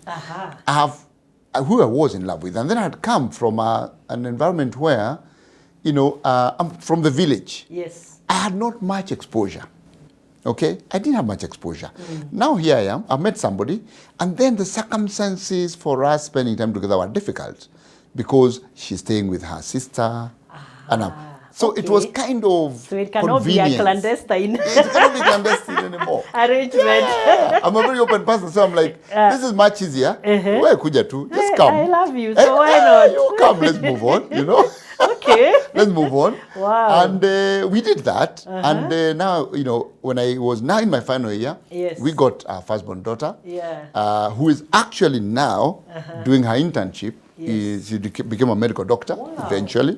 Yes. She's doing her internship. Yeah. And now life went on. Now, because of that, I had family responsibility Very early. very early. Yes. I am ambitious. I'm in school. I had to do my internship, of course. So I finished and I went for internship in Kenyatta National Hospital. Yes. Of course, the motivation for that, I have a family and my wife then is working here. And now I don't want to go out and then disrupt the family. So I went to Kenyatta, did my internship. While I was there, I made very many friends in Kenyatta. But as soon as I finished my internship in Kenyatta, I left the government Okay. and I moved to private sector. Yes. So very early on, I moved and started working with, Where did you go? I went to Marisops originally. Mali stops. Yes. They had this. The clinics, the They many were clinics they doing had. Planned Parenthood, Yeah, Planned maternal Parenthood, health. reproductive health. I remember So they had a clinic at KCB. They're still there. They're still doing They're a still lot of doing work it. on reproductive Yeah. health, actually. Yes. It's one of the very, very impactful organizations. Then I went to work in Eastleigh in their clinic. And then I got a job in Aga Khan. So I was now double dating. I had You a are job doing at two night in jobs. Aga Khan and day job. But the Aga Khan job was not clinical. I was actually asked to sort out and organize their medical insurance claims. So when the doctors during the day are seeing patients and you have insurance from this insurance and that, they would fill the form. And when they fill the forms, Yes. because they don't have the time, all the forms will be piled. Piled somewhere. Yes. My role was now to go there and make sure each of those were properly filled and they were payable. And then the claim submitted. Then the claim then will be to submitted. the insurance. So my role was because I could do that job anytime. So I used to work during the day. In the evening, I go to Aga Khan, and I will work on those claims until I finish, whether it's midnight, 1 or 2. What time do you sleep? I would sleep at 2. I would go home, sleep, wake up in the morning, go to work. In And the evening, I leave. morning job starts at what time? 8. 8 o'clock. The shift would be 8. Yes. Wow. Yes. And I did that for some time. Remember again, motivation, the fact I have a family, Yes. I'm working, and I'm motivated to make sure that I have a good life. No, That's what I no, did. but there's a big lesson here, and I Yes. think now this one we need to talk about it. Yeah. Because I think when people look at you Yeah. and they see where you are, well, they think it's been easy. But now you are telling them, for you to get where you are, at one point, you could only sleep up maybe what, 3 hours? 3 hours. Yeah. Maximum? Yeah. Yeah. Only 3, maybe 4 hours when you are lucky. Yeah. And you still have things to worry about. You have a family, Yes. you know? Yeah. So success does not come easy, No, it doesn't. ever. Yes.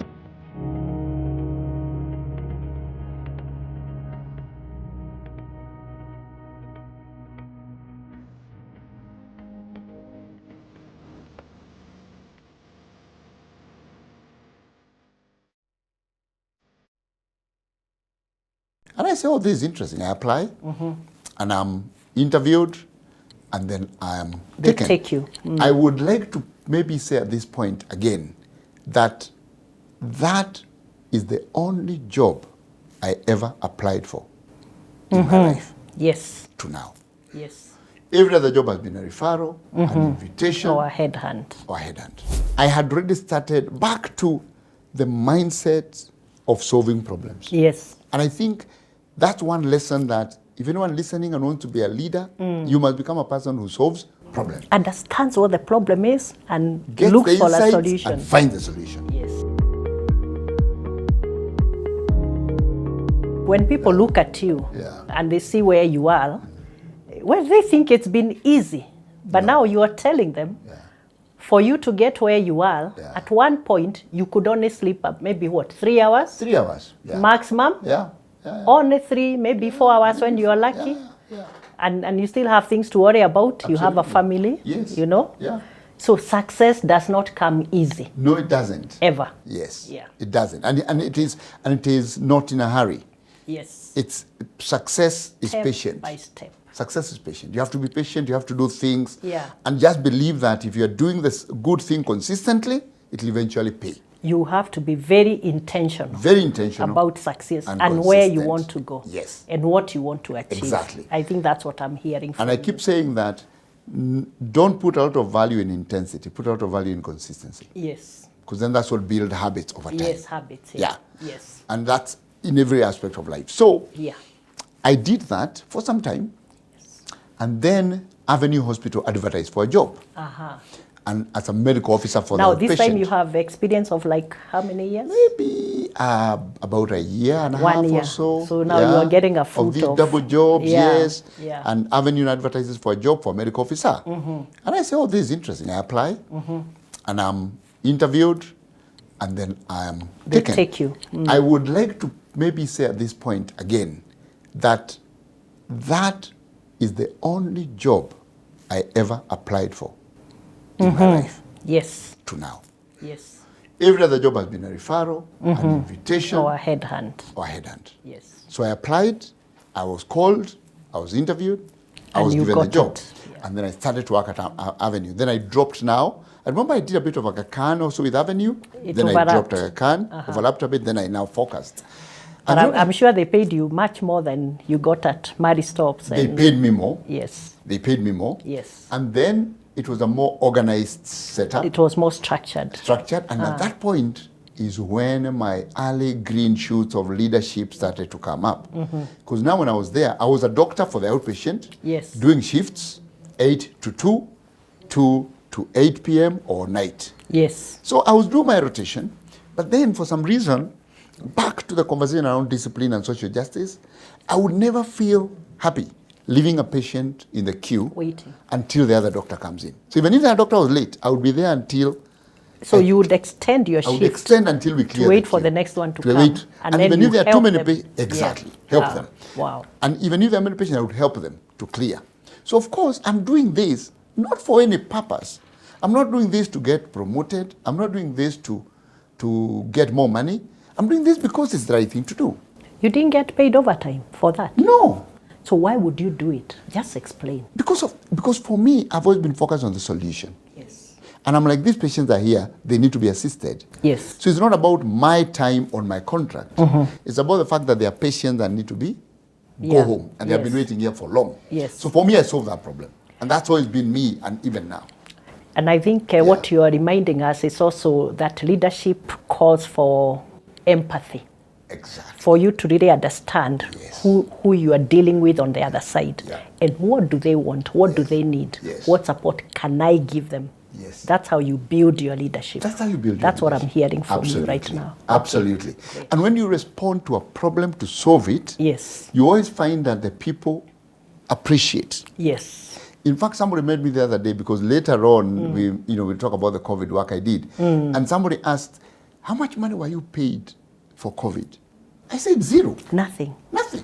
All my appearance on TV. Then why did you do it? It was just I was solving a problem. I was trying to help people to move forward. So that spirit of you solve the problem, you will actually always get a benefit at some point. Yes. Yeah? Yes. So even that time I was saying on, so later on, the management came and said, "Do you want to be the outpatient manager?" So why? Because they had noted They have seen the my initiative. interest in solving problems for the It's a outpatient. clear demonstration, I Yeah. think, because we always say that focus on your passion Absolutely. and your Yeah. purpose. Yeah.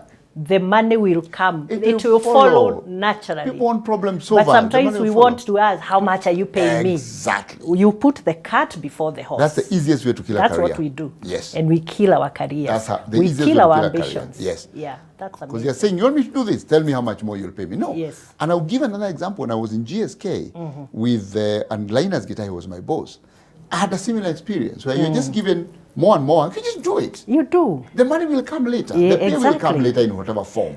So the management realizes this young man, Yeah. it's energetic, he's hungry, Yes. to grow his, career. Yeah. Let's give him more Let's responsibility. give more responsibilities. I became the patient manager. Yeah. And that's how I started my leadership journey. Because now I started managing the patient, then we went on. I became medical marketing manager in the hospital until now I left to go to my next job, Yes. which was several years with Later. Avenue. How long did you stay in Avenue? In Avenue, I stayed 3.5 years or so. But there's also something else Yeah. that you introduced when you were there. Yeah. The one you're managing the health insurance Yes. on behalf of your clients. Correct. Talk to us about that innovation. So what Because it happened? looks like it was the first time it was tested in Kenya, right? At that point, I was Yeah. working with a gentleman called Amit Saka, Uh-huh. who was a senior in the medical profession by about a year or so, and also a very innovative gentleman. So he's the one actually who had hired me now as a medical officer.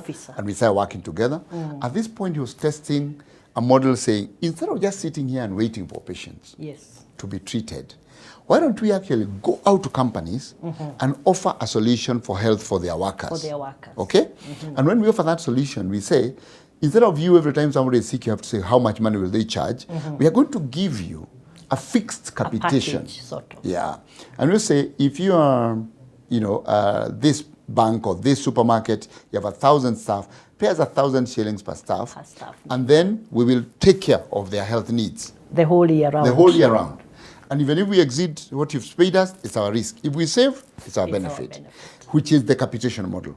Yes. So we started to do that, which meant it was in our interest for those people to be healthy. Yes. You see, right now people complain that doctors want them to come and see them over and over because every time you go, you pay. You pay more. So when they say more come back, they're like, they want me to see me more so that I pay more. More. But that time, it was in our benefit for people to stay away, Healthy. not to come. Not to come. Exactly. Or even if they come, it's for minor ailments. thing and minor ailments. Yes. So it became our motivation, back to motivation, to ensure they're healthy. So my role was to ensure that all the companies that are signed up with us were assigned a doctor within our group to be visiting them, to know whether the staff are healthy, to give them talks Talk to them. on mental health, Wellness. give them talks on wellness, Yes. on feeding, so that they stay Wonderful. healthy where they are. And that model really did wonders. Because then you would find, for example, this particular company, there's this family. Because also, when you have a hospital, sometimes families come together. You Yes. come, this person who is in this member comes with their wife and their children, and you find every Sunday they're here. Yes. You're like, this is costing us a lot, but most importantly, what is going on? What is the So you now start to follow up, you maybe go to your place of work to understand the dynamics, of course within confidentiality. Yes. And you always find there's something triggering their visits, and once you solve that, they would stay. Maybe they are drinking the wrong kind of water, which Absolutely. is not hygienic, or they have hygiene factors. Absolutely. And wow. for me, then you try to solve you that try to problem, solve it. the root cause. For me, that remains for me the best model of healthcare. Wow. And even if we were to do it as a country, where you actually, and that's what you find in Cuba. That's why Kenya was so, Yes. excited about Cuba. Yeah. It's about keeping people healthy because diseases are expensive You to treat. reduce the cost. Exactly. And the time taken to go to see a doctor. Absolutely. Wow. So that model, we started it there. Amazing. And then it grew and became a bit more popular across the country and elsewhere. How many companies did you have by the time you left? At some point, we had 21. Wow. We had hotels, casinos, supermarkets. Yes. Malls had started to be built then. I remember Village Market had just come up. Village Market was in our list of clients. Yes. So we had a lot of them. Yes. And Okay. then each of us were a clinical manager for each of those companies. And I managed that as medical quality manager until I left Yes. for my next job. So I'm already seeing a doctor who is not just content with wearing the white coat Yes. and the, what do you call it, the stethoscope. The stethoscope. Yes. And sitting behind a desk in the Exactly. consultation room. Yeah.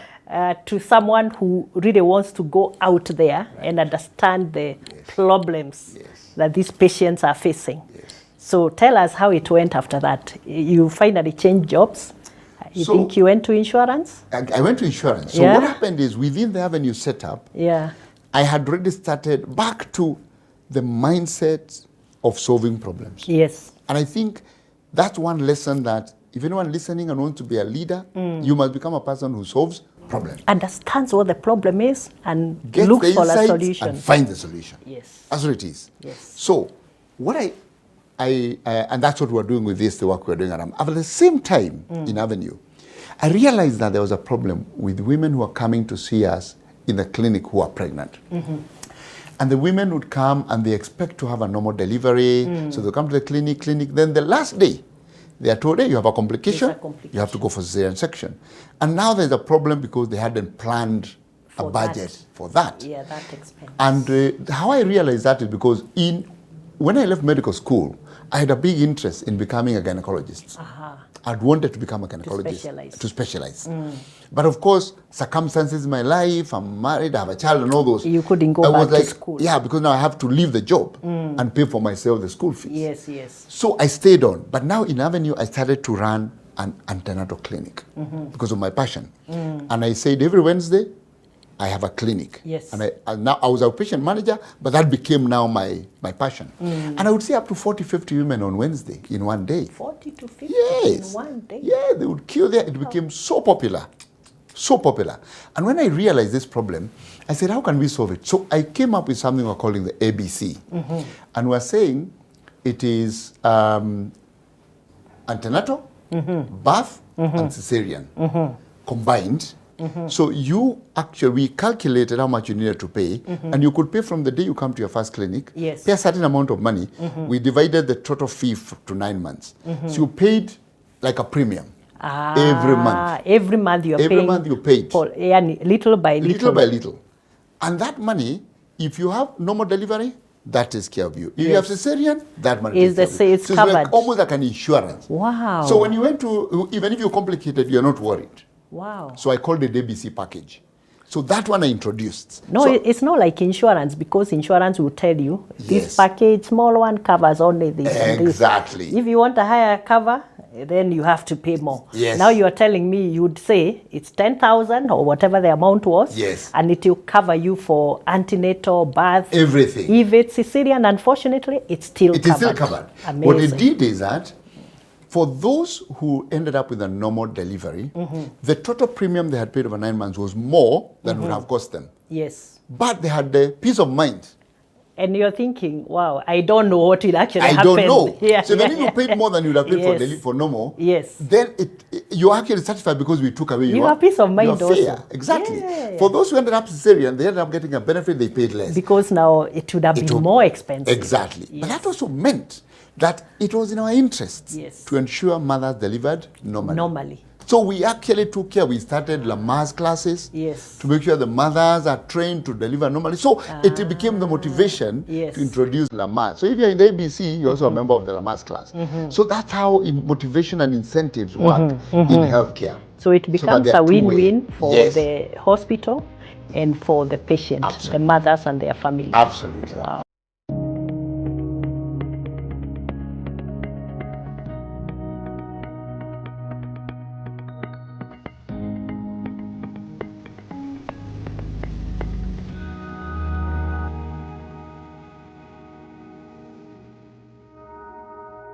And my role was to record on Sunday, and we would record multiple sessions. Then For they the would run week. them for the week. Then Sunday after church, I would come record. Then, They ran them. was I charging? Was I being paid? No. Nothing. It was just passion. I enjoyed it.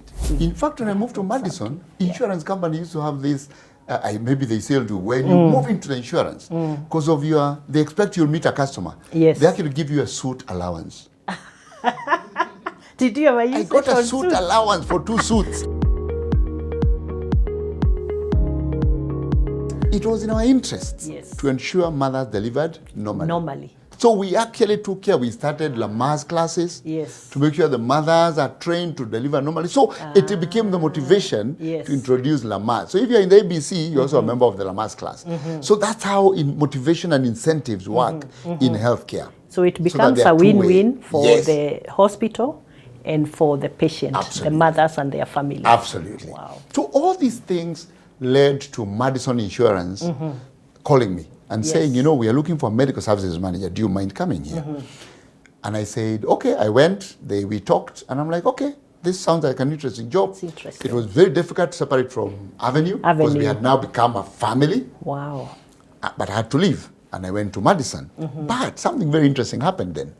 When I was in Avenue, again back to doing things because of passion. Yes. GlaxoSmithKline had been doing this thing, you know, every pharmaceutical company. GlaxoSmithKline was selling ethical products, antibiotics, the ones that need prescription, but also selling those that you can buy off the shelf. Off the counter. Panadol and Eno and those things. Yes. So in their Panadol Eno side, they wanted to build programs of wellness on radio.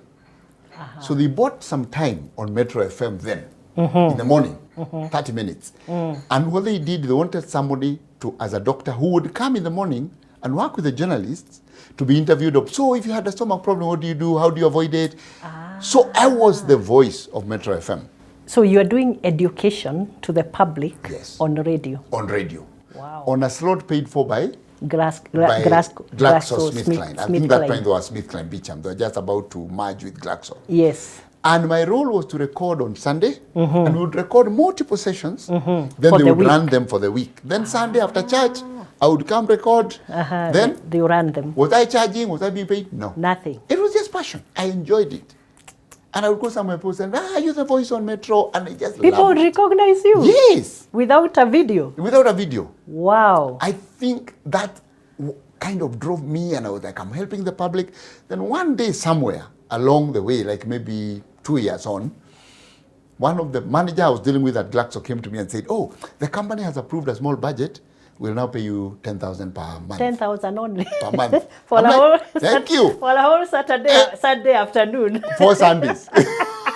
Actually, they are 4. 4 Sundays. Yeah, because they are 4 weeks. Yes. The manager now is still my very, very good friend. So I started getting paid, but it was like, oh, okay. You still do it without the payment. Without the payment. Yes. So when I left Avenue and I went to Madison, GlaxoSmithKline had never thought a doctor could leave a hospital.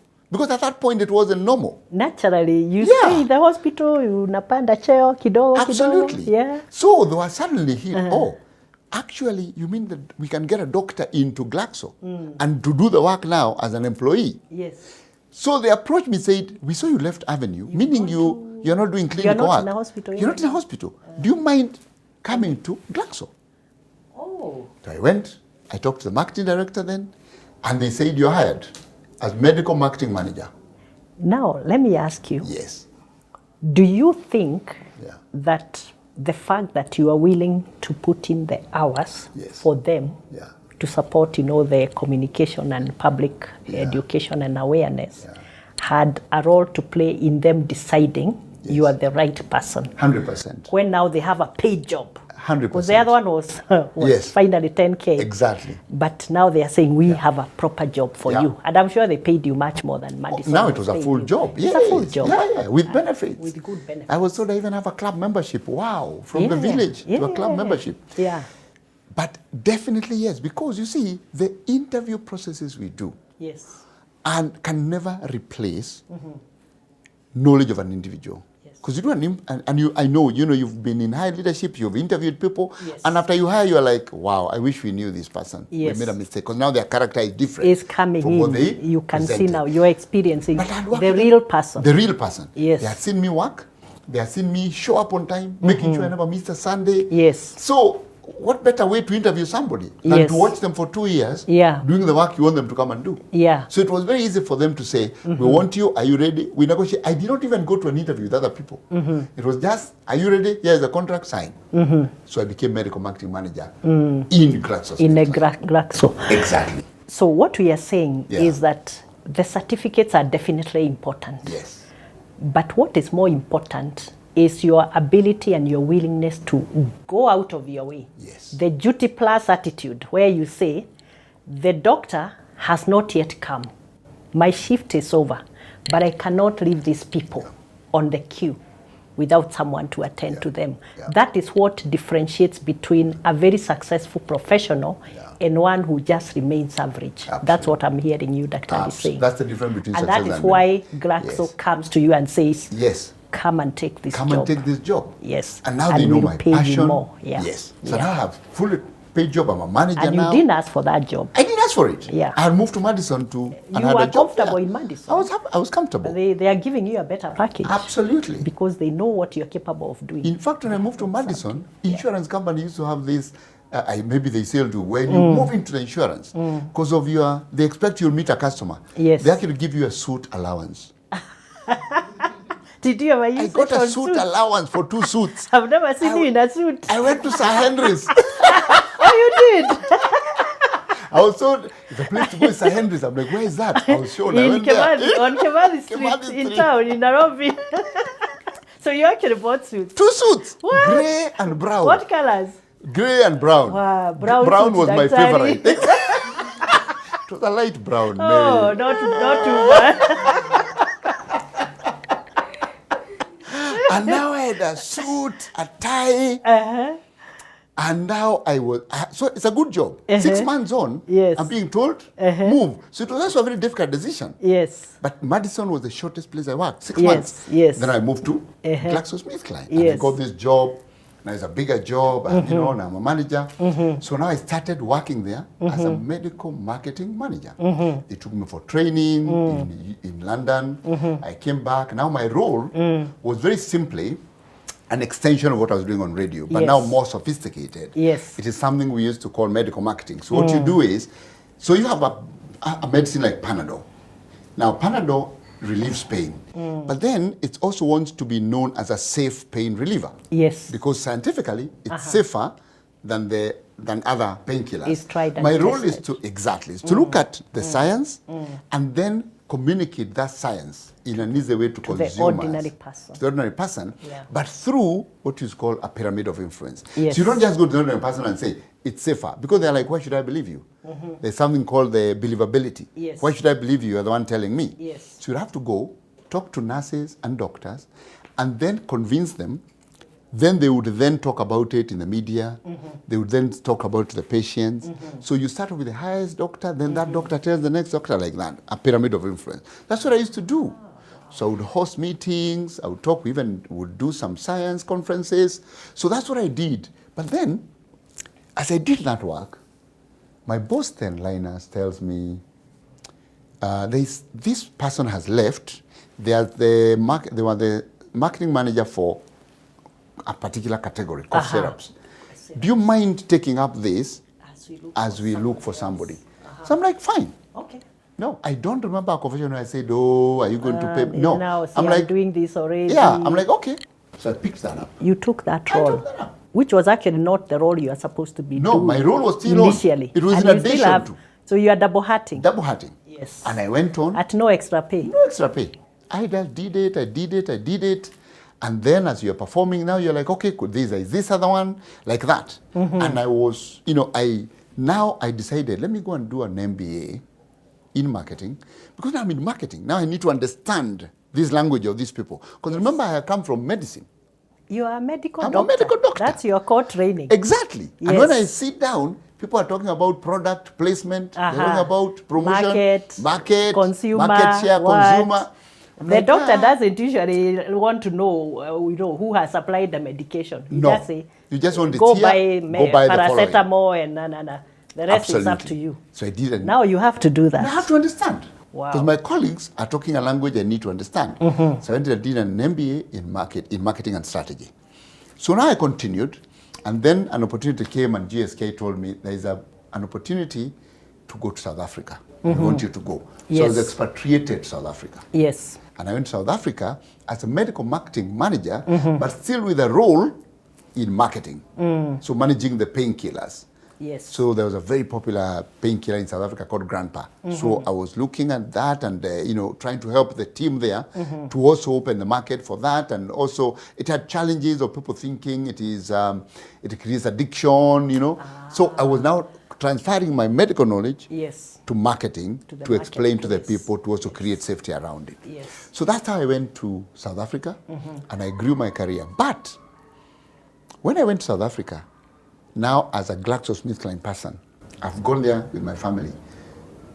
Nation Media Group calls and says, well, we have a job here for a general manager for marketing and distribution.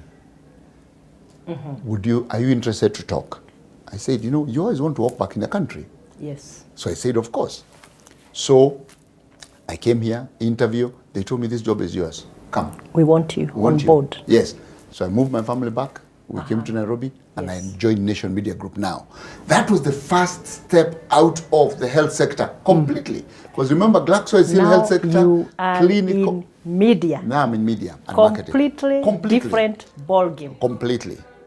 But before now we go to media, I want you to tell us how come a medical doctor got into the comedy space. Yes.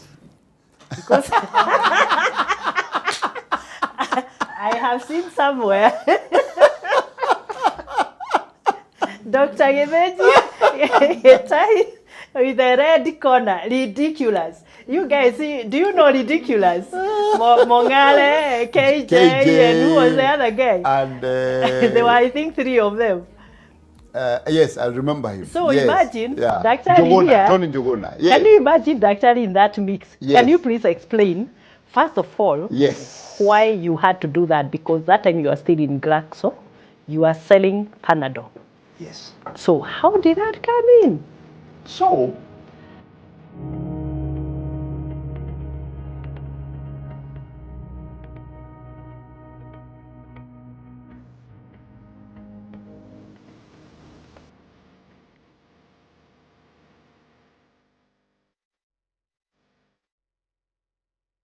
the success of Panadol Extra in this market and the market share success was related to that investment. So, and at the same time, there was a medicine called headaches, if you remember. Yeah, I remember headaches. I was also in charge of headaches. If you've worked in any place where you're satisfying needs profitably, you can work in any other sector. Any other. Yes. You don't have to be saying, I only do marketing in this particular sector. Once you understand the role of consumer insights, and responding to the insights of the people and addressing their needs, as you said, by making them feel, you can do it in any industry. But before now we go to media, I want you to tell us how come a medical doctor got into the comedy space. Yes. Because I have seen somewhere Dr. Githinji Gitahi with a red corner, ridiculous. You guys see, do you know ridiculous? Mongale, KJ, and who was the other guy? And there were, I think, 3 of them.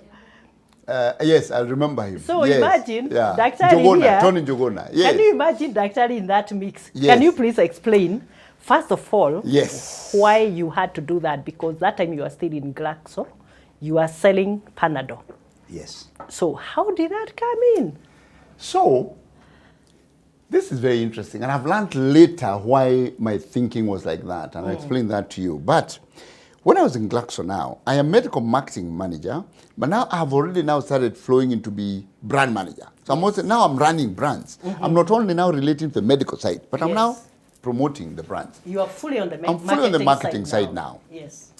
So we introduced Panadol Extra, and we want to make sure that it gets a market share. Panadol Extra is an enhancement of Panadol. So it has caffeine, so it works stronger, stuff like that. So we are looking for an opportunity to promote it. And then at this point, the guys of Ridiculous had started working with NTV. Yes. To actually make sure that they would show their comedy. Comedy, yeah, on TV. On Sunday. So I approached them. And it was very popular. Very popular. Yes. So I approached them, and I sat down with them, KJ especially, Mheshimiwa KJ, and then we talked and said, I want to actually position Panadol Extra as a strong laughter being the best medicine. Kind of relate the two. Laughter, the best medicine. Exactly. Wow. Yes. Amazing. So they were like, we like this idea. So why don't we work together? So what we did was then Panadol Extra became the sponsor of the Ridiculous. We would pay for 13 episodes, and we would be involved in the production. And Panadol would just do an intro and an outro, Panadol Extra. And therefore, I had to be there as the link person. You are shaping the messaging. I was shaping the messaging. Yeah. I was shaping the messaging. You also want to make sure that the comedy itself is not anti-health. It doesn't lose the flavor. It doesn't lose the flavor. Yeah. But you want it to be natural, but you also don't want it to be anti-health values. Yes. So we actually worked together. And It's a fine balance. It's a fine balance. Yes. Yeah. But laughter the best medicine. So now we introduce the red corner and the blue corner and all that. That's why I happened to appear there. And we did that for a long time. And I can tell you, the success of Panadol Extra in this market and the market share success was related to that investment. So, and at the same time, there was a medicine called headaches, if you remember. Yeah, I remember headaches. I was also in charge of headaches. Okay, and it was on also this other GSK. side, yes, on this other side, we introduced something called Headaches Border Rally. The Border had just come in. So I organized border riders, the motorcycle riders then. They were not, borders were not motorcycles, they were bicycles. So they were bicycles. They were bicycle. So I got the bicycle Black Mamba riders, who are then called border, where there used to be multiple in Western Kenya. Yes. And we said we are going to do a race. We'll be getting 100 bicycle riders. They will race for 100 kilometers. And whoever wins would get several things. And we then position headaches as a strong for people who are working hard. For people who are, for the working class. So again, we launched the Headaches Border race. It used to happen every year in Western Kenya. And all these different areas, the winners, 10 winners from each would then aggregate into a national race. So we're doing that as we're doing the red corner. So, and again, I would be inside the sugar plantations following the bicycles. So it was a really fun time for me. Amazing. Yes. So what I'm getting now, the lesson from there is, when we are selling our products, whatever we manufacture or we are putting forward to the market, our first instinct is do a newspaper advert or do a TV ad or do... But what now you are telling us is you need to talk to your customer where they are in a language that they understand. So whatever you are selling, talk to the customer in the language that they understand. If they understand the language of comedy, by all means go there. If they are border riders, they are the best communicators, then you get that message on the ground. That's what I'm hearing from Absolutely. you. Completely innovative. Absolutely, because, we think beyond the obvious. Yes. And what we have always done. Yes. That's what you're telling us. That's what, and you must remember that people remember more, not what you said, yes, it's what you made them feel. And yes, how therefore, it's you made experiences, them feel, how you made and them the feel. Experience It's experience. So we're trying to create experiences. Wow. Yes. That's amazing. Yeah. Tell us about media. Completely different ball game. But let me ask you a question. Yes.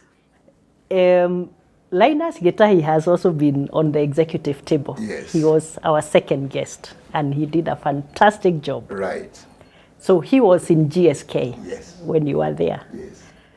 Did you accept Nation Media because it was Linus again calling you, my friend? We have worked nicely together in GSK. Yes. Please, can you come? Yes. Was that motivation?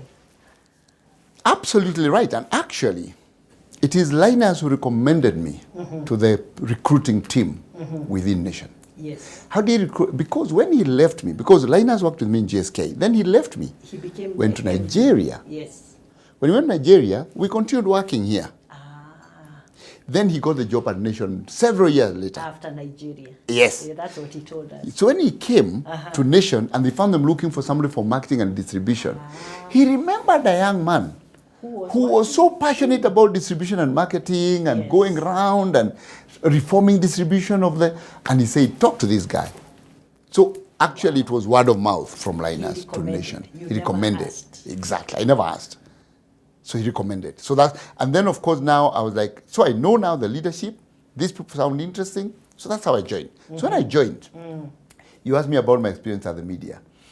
You see, my view is that a need is a need, whether it is a health need, a media need, a cultural need. A need is a need. A consumer has a need. So if you've worked in any place where you're satisfying needs profitably, you can work in any other sector.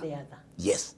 You don't have to be saying, I only do marketing in this particular sector. Once you understand the role of consumer insights, and responding to the insights of the people and addressing their needs, as you said, by making them feel, you can do it in any industry. You can apply that anywhere, in any context. Completely. So that's what I brought into Nation. Media. And when I came to media, the one interesting was people saying, when they hear I'm Dr. Githinji, they're like, a PhD in what? Oh. I say, because they never thought a doctor would be in the media. A real doctor? Yes. They say, oh, so you you have a tell PhD them, I'm a real doctor. I say, PhD, I say, no, I'm not that learned. Oh. I'm just a doctor. Just a medical doctor. You say medical doctor. Exactly. No PhD.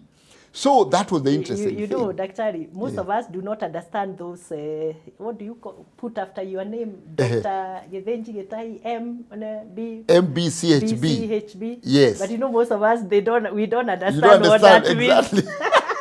That's why they will think, oh, this guy just did like a doctorate somewhere. Exactly, this is a PhD guy. Yeah. So I was a doctor in the midst of everybody. Yeah. And now I'm doing marketing. And then I'm distributing newspapers. So when I got there, because I got there as general manager for marketing and distribution. My role was to ensure that the vendors get their newspapers on time across the country. Yes. That the marketing across East Africa, I was also in charge of marketing in East Africa for the different, I developed product marketing ideas for the big different products at Nation. So that was also very exciting. And we brought new things. We were the ones who introduced Top 100 in the Business Daily. Oh. That was my innovation, together with some people at KPMG, the HMEs, the SMEs. So we brought in several products. Yes.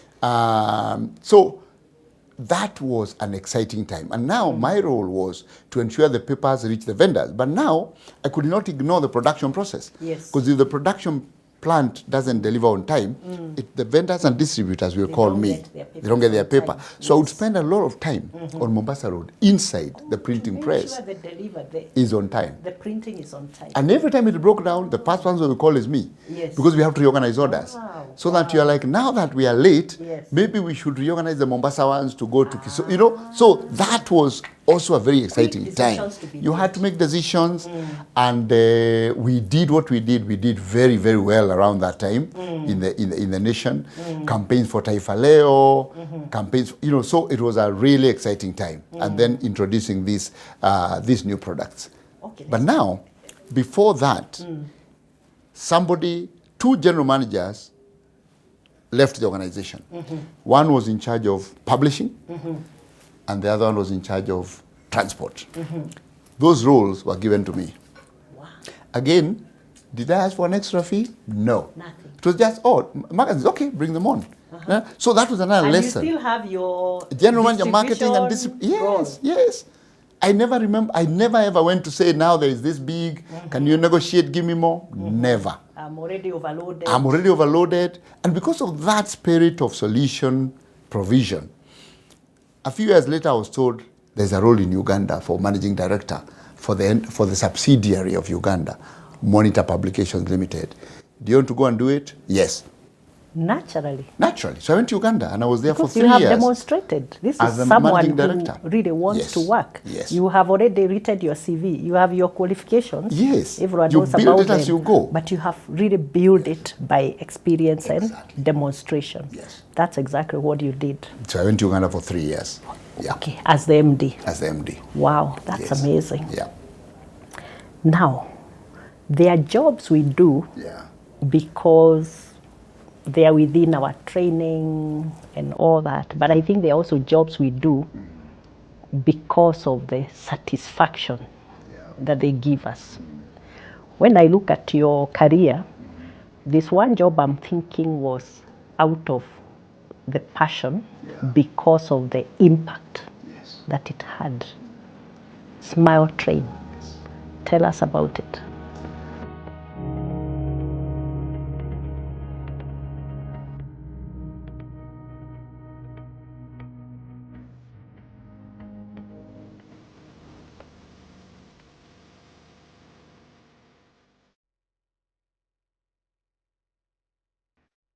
So I say, okay, I've just joined this new job, but let me listen.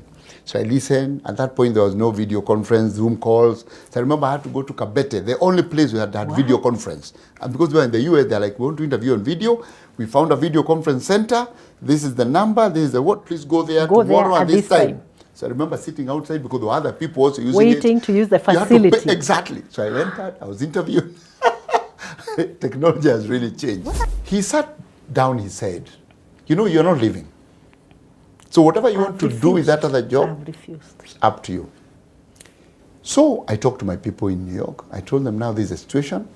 They told me, okay, what you do, we are not going to hire anyone else. There are jobs we do because they are within our training and all that. But I think there are also jobs we do because of the satisfaction that they give us. When I look at your career, this one job I'm thinking was out of the passion because of the impact that it had. Smile Train. Tell us about it. Very interesting. So I joined Nation Media Group. And when I joined Nation Media Group, from South Africa, I've come.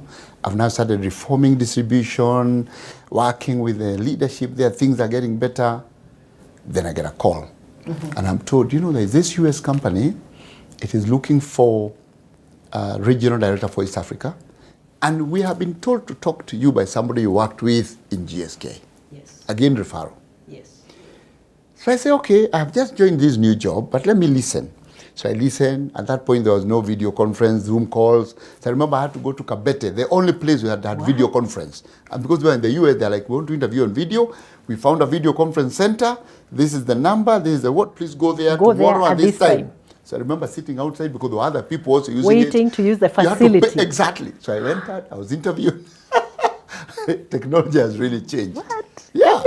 Imagine. Now you do it from the streets. I was queuing for a video chance to talk to my interviewers in the US. The prospective employer. So they gave me the job. And I'm like, oops, I have another job and I've just started. And you've just started Nation. Yes.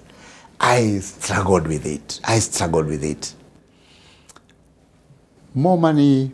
It's more flexible because now they're not here. You're establishing the office here. Flexible hours. My role is to travel across Africa. To do one thing. To ensure that any child born with a cleft lip or palate is treated for free. Is getting the surgery. So it was so passionate and in line with my social justice. So there's also that. But I'm also enjoying this new challenge. And so you're calling as a doctor, I think now is pulling you towards it. It's pulling me now. It's coming back. It's coming back. So you are feeling like I detoured. I detoured. We are now at the end of the detour. But and I'm also enjoying the detour. Oh. It's like you're lighted at the wrong place on the bus. But you're like, oh, this that's stage a proper crossroad. This shopping center looks very good. Oh. But I'm not coming here, I'm going here. I wanted to go somewhere let me stay here a bit and enjoy before I know what to do. So I struggled. They said I told them, by the way, I don't think I'll take the job. They told me, no, we have interviewed other people, you're the best candidate for this. So I went to Linus. Your boss now. My boss now. And I told Linus, I'm very sorry. I have to go. He told me there's nowhere you're going. And he is like, how? You are not going anywhere. I said, look, I have an offer here, and I'm really sorry. You guys got me from South Africa, brought me here. We've done good work. That time the distributors I'm working with are saying distribution is starting to work. So they're saying you can't let him go. And so there was a bit of that. Then I told him I have to go. He told me no. He called me, told me, you will be successful. You don't have to run now. Stay here, finish. I'm telling him, I think I should go. So we struggled. He took my letter of resignation and cancelled on it and said rejected. I still have a copy. I still have the original letter. What? And gave it back to you? Gave it back to me and walked away. And I have a contract now from the other side. You have already signed? They have sent the contract to me. Hey. So man, you're in trouble. Tension. So we went on. Then I told him now I've given 3 months and I have to leave. I have to go. Finally one day he called me. We went for coffee. And I still say to date that actually my leadership journey was mentored by Linus. My earlier management journey was mentored at Avenue by Amit Thaka and others. Yes. My leadership journey to be a leader, Linus actually is the one who developed that. Shaped it so Shaped well. it, and then of course my experiences with other people, including my brother and my mother and other people. Yes. He sat down, he said, you're not leaving. So whatever you want to do with that other job, I've refused. It's up to you. So I talked to my people in New York. I told them now this is the situation. They told me, okay, what you do, we are not going to hire anyone else. You will do whatever you can. We will send you, if you want to talk to a government, you can send to the government. You'll become like an advisor now or a consultant. Continue as you do your other job. And because it's flexible, you can do it. Yeah, it's not like advisory. an 8 to 5 job. Yes. Wow. So I continued working. And you took this other job. And I took this other job. In a flexible way. And because I want them to deliver. Yes. I used the money they were giving me. I had 2 people on their job. So you from got my own money. Under your direction. Yes. To help you. Under my money. A doctor, because there were some medical things that need to be done. Oh, there are medical decisions. And an to office be made. assistant. But you're not there on a day-to-day basis. No. So now I'm like a consultant. You delegated. I delegated and I use that money to pay those people so that I continue serving my role at Nation. I did that. I moved to Uganda while still doing that advisory consulting role. After I stayed in Uganda for 3 years, I told Linus, you told me to stay. I've stayed now. This is now almost 5+ years. In now Uganda? Or in Nation now? In Nation now. Combined? I'd been here 2 years. Yes. I'd been in Uganda 3 years. 3 years at a I total said, of 5. now I'm going to leave. And you've created the structures, you've I've done whatever you need me people, to do. So allow me to leave. Okay. So end of 2011, yes. I exited on an agreement. I said, let me get somebody to mentor. They got me somebody to mentor in Uganda, and I exited in end of 2011. And now I joined Small Train full time, and they gave me now a vice president role for Africa. Nice. So I joined now it's fully with by Small that Train. time you also understand the operations very well. Absolutely. You've been with them for a long time. Yes. Okay, now I think we'll discuss something very interesting. And I'll read for you a quote by, sorry, I did not indicate who has said this, but someone said that it takes guts and humility to admit mistakes. Yes. Admitting we are wrong is courage, not weakness. Yes. So at this point, I want you to tell us about Moruna.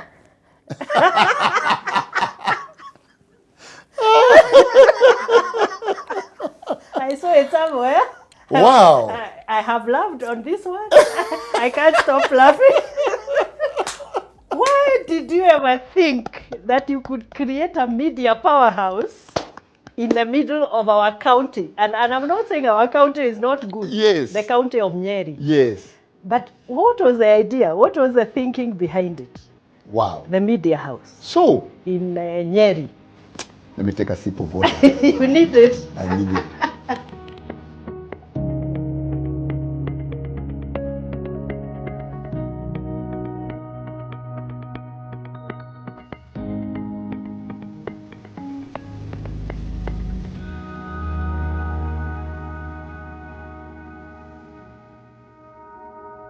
I said, I'm going to create a newspaper for Nyeri County because my own assessment was the governors will need local media to influence local people, to advertise to them, you know. Education. Exactly. Uh-huh. So the business is not paying even the milk for the day. You sell newspapers, the vendors don't pay. The people there tell you, oh, we sold, they haven't paid us. The correspondents need to be paid, with the ones who sent the stories. Yes. Then the guys come and say, you know, now the only reason we are not doing well, we need motorbikes for distribution. Let's buy motorbikes. I'm like, so if we buy motorbikes distribution, yes. How many? How many do you want? 8. Let's so buy them. This market, this one, motorbikes. You borrow more money. I borrow more money, I buy motorbikes. The business is not making money. I borrow motorbikes. Okay, well, I think we'll discuss something very interesting. And I'll read for you a quote by, sorry, I did not indicate who has said this, but someone said that it takes guts and humility to admit mistakes. Yes. Admitting we are wrong is courage, not weakness. Yes. So at this point, I want you to tell us about Moruna.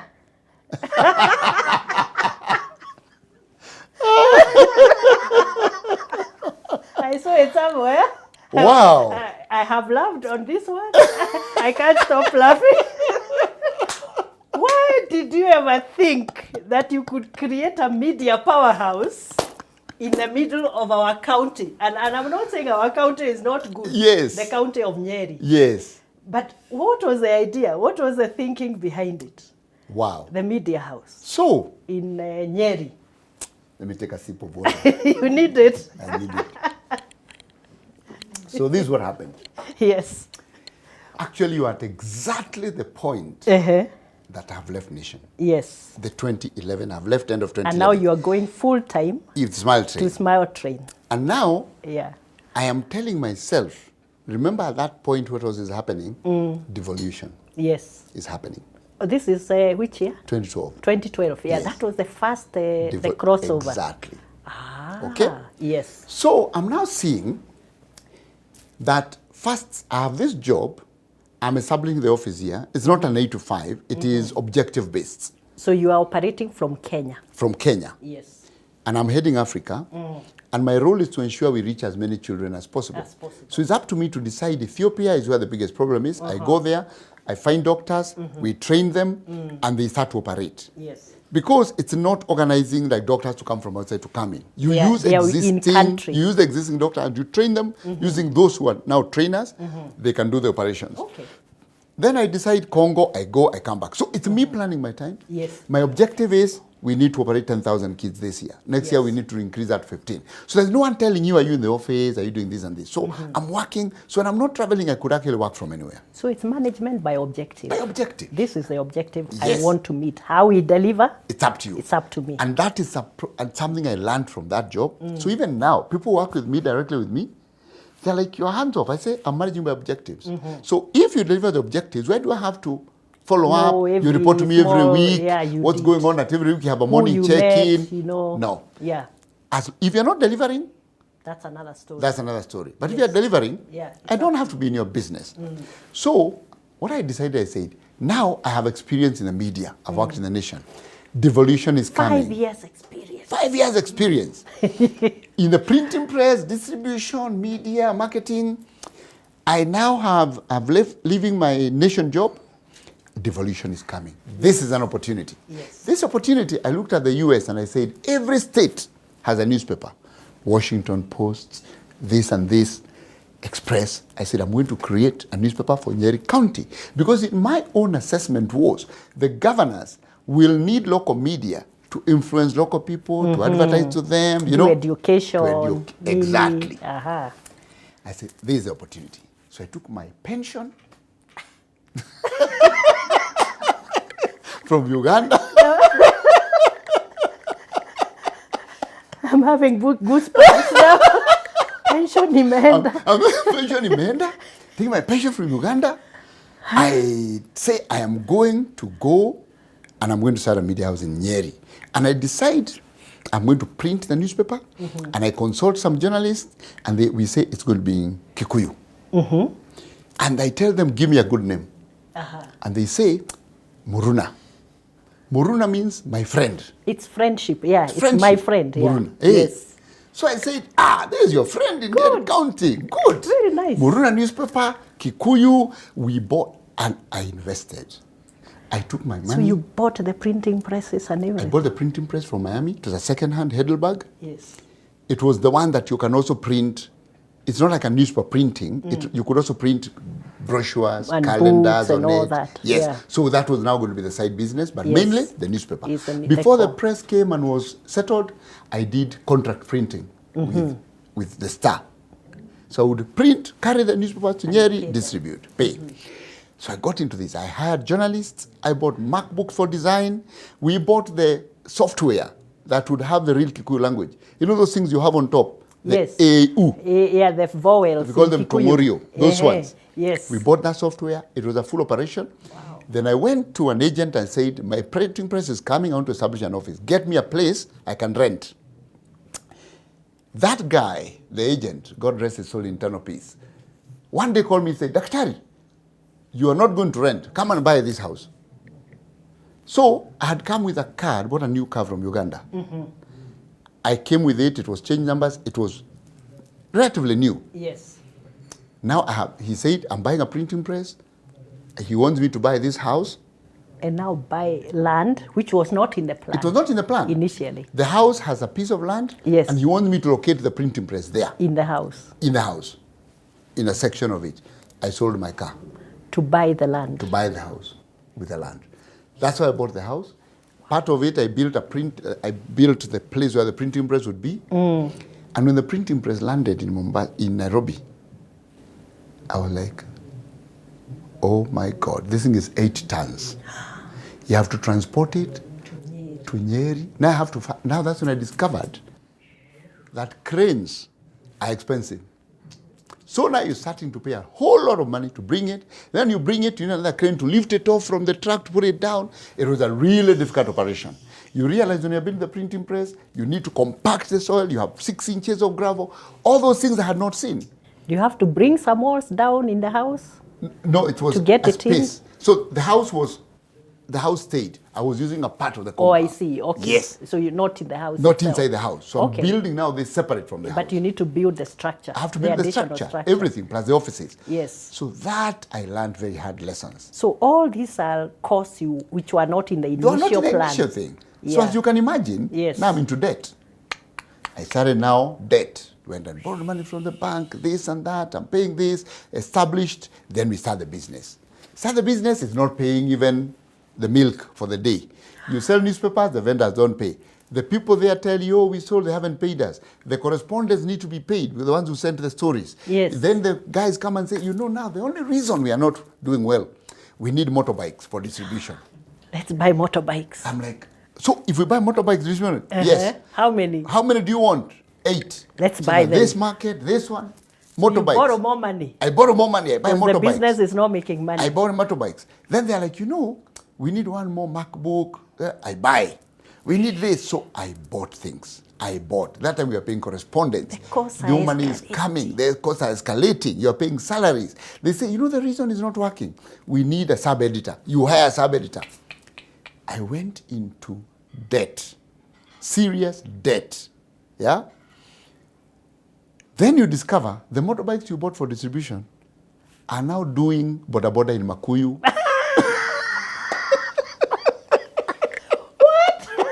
It has been sitting in Roino town. Not delivering Not newspapers. newspapers, you know. Carrying people. Carrying people, you know. And now that's another risk. Exactly. The insurance issues, accidents and all that. Accidents. What? You now bought recorders. The recorders, I don't know, have been stolen. They became, and that time, I am busy. So I'm not Because you on the have job. your day job. I'm a day job. I'm not, every time I come, I'm coming for meetings, I go back. Some days I just show up meeting 2 hours, I back Nairobi. So it went on like that for some time. And one day, I just woke up, talked to my wife and said, this thing is not going well. It's not working. It's not working. We said, let's shut it down. So you are willing to cut the losses? Yes, we said, shut it down. After how long? You're sure? It must have been 3 years. After 3 years. After 3 years. So 3 years of consistent Consistent losses. investment losses. Reputation, because Yes. you see all those people you are not now paying on time because you haven't been paid, you know. The one thing I can assure you, Mary, Yeah. I paid my employees on time. Yeah. I ran an overdraft in the bank to pay So the you salaries. owe the bank. Yes. I was actually paying them through, and everybody was paid on time. Now, you go, one of the lessons I learned, you start now working with the county. Yes. And the governor then one day tells me, you think we are going to give you business and you're the one bashing us. Because if they give you business, you say the nice things. they say the nice things, Yes. but my journalists want to Yeah. sell the newspaper. They're independent. They want the newspaper to be bought, and Yeah. they'll be bought if you're saying the truth. Yes. So there was that tension. Then you go, you do a business, then you don't get paid. You find there was no LPO before. Then you do another one, you find actually the LPO was not meant to actually do the work. They want to give you the LPO, then they call you, they say, It's a procedural. so you just give us back some money and keep the balance. So all those experiences. So 3 years later, when we sat down, my wife said, let's close it. Even before I had closed it, I just felt a relief through my body. Like The I'd put down day a weight. You made just that the decision. Making even the before decision. execution. Yes. Wow. I woke up the next morning, wrote every employee a letter, said, your job ends now, and I'm giving you 1 month in lieu of notice. And all of them got paid, and they all left. I was left with the shell of the offices, the printing press, quiet. And now I started to After recover. 3 years, and then now you need to figure out how to pay Now, the bank. the bank. Now That's left a with the smaller bank. problem. That's a smaller You're problem. only dealing with one Because now I'm not digging the hole. I'm now filling the hole. Yes. Before, I was digging the hole. Yes. Now my role is to fill Hygiene. the hole. Yes. So went on like that. The press stayed there. Later, I sold it like 2 years later. I brought down that building. Now it's costing you more money because you are bringing down a building you built. It's expensive. It's expensive. But the lesson I learned there, Mary, is that there is nothing as important as a decision making. Yes. That even when you have failed, even when you think that people are going to say you failed, Yes. make the The decision. decision. Make the decision. And I did a podcast saying, failing is not the same as being a failure. Yes. So you fail, there's the business fails. It's not you who failed. It's not me who has failed. And people carry failing as if it's their failure. It's me who has failed. It's me who has failed. It's different. Separating the two is extremely important. You say, that project has failed. I haven't failed. And that decision to stop digging was so important because it gave me peace of mind to now fill the hole. It took a long time.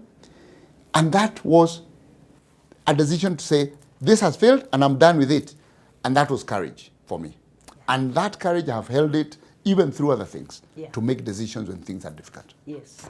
And I think that's the beauty of it, you know, summoning that courage to admit the time is now. Yes. And it is a difficult decision. Yes. Such a decision is not easy because not you also have to look at all the implications and all. What will people say? What? Exactly. Now, Daktari, that's a very good lesson. So you are telling us failing is not The same as being the a same failure. as being a failure. Exactly. If your business fails, Yeah. it doesn't mean that you have failed. Yeah.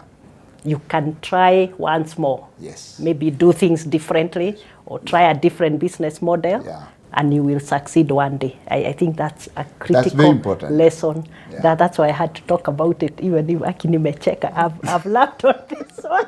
I couldn't quite picture you in the whole scenario. Now, Yes. I will now switch gears to your current role Yes. at Amref. You are the CEO of Amref. Tell us how that came to being after being in Smile Train for how long were you in Smile Train? After Nation?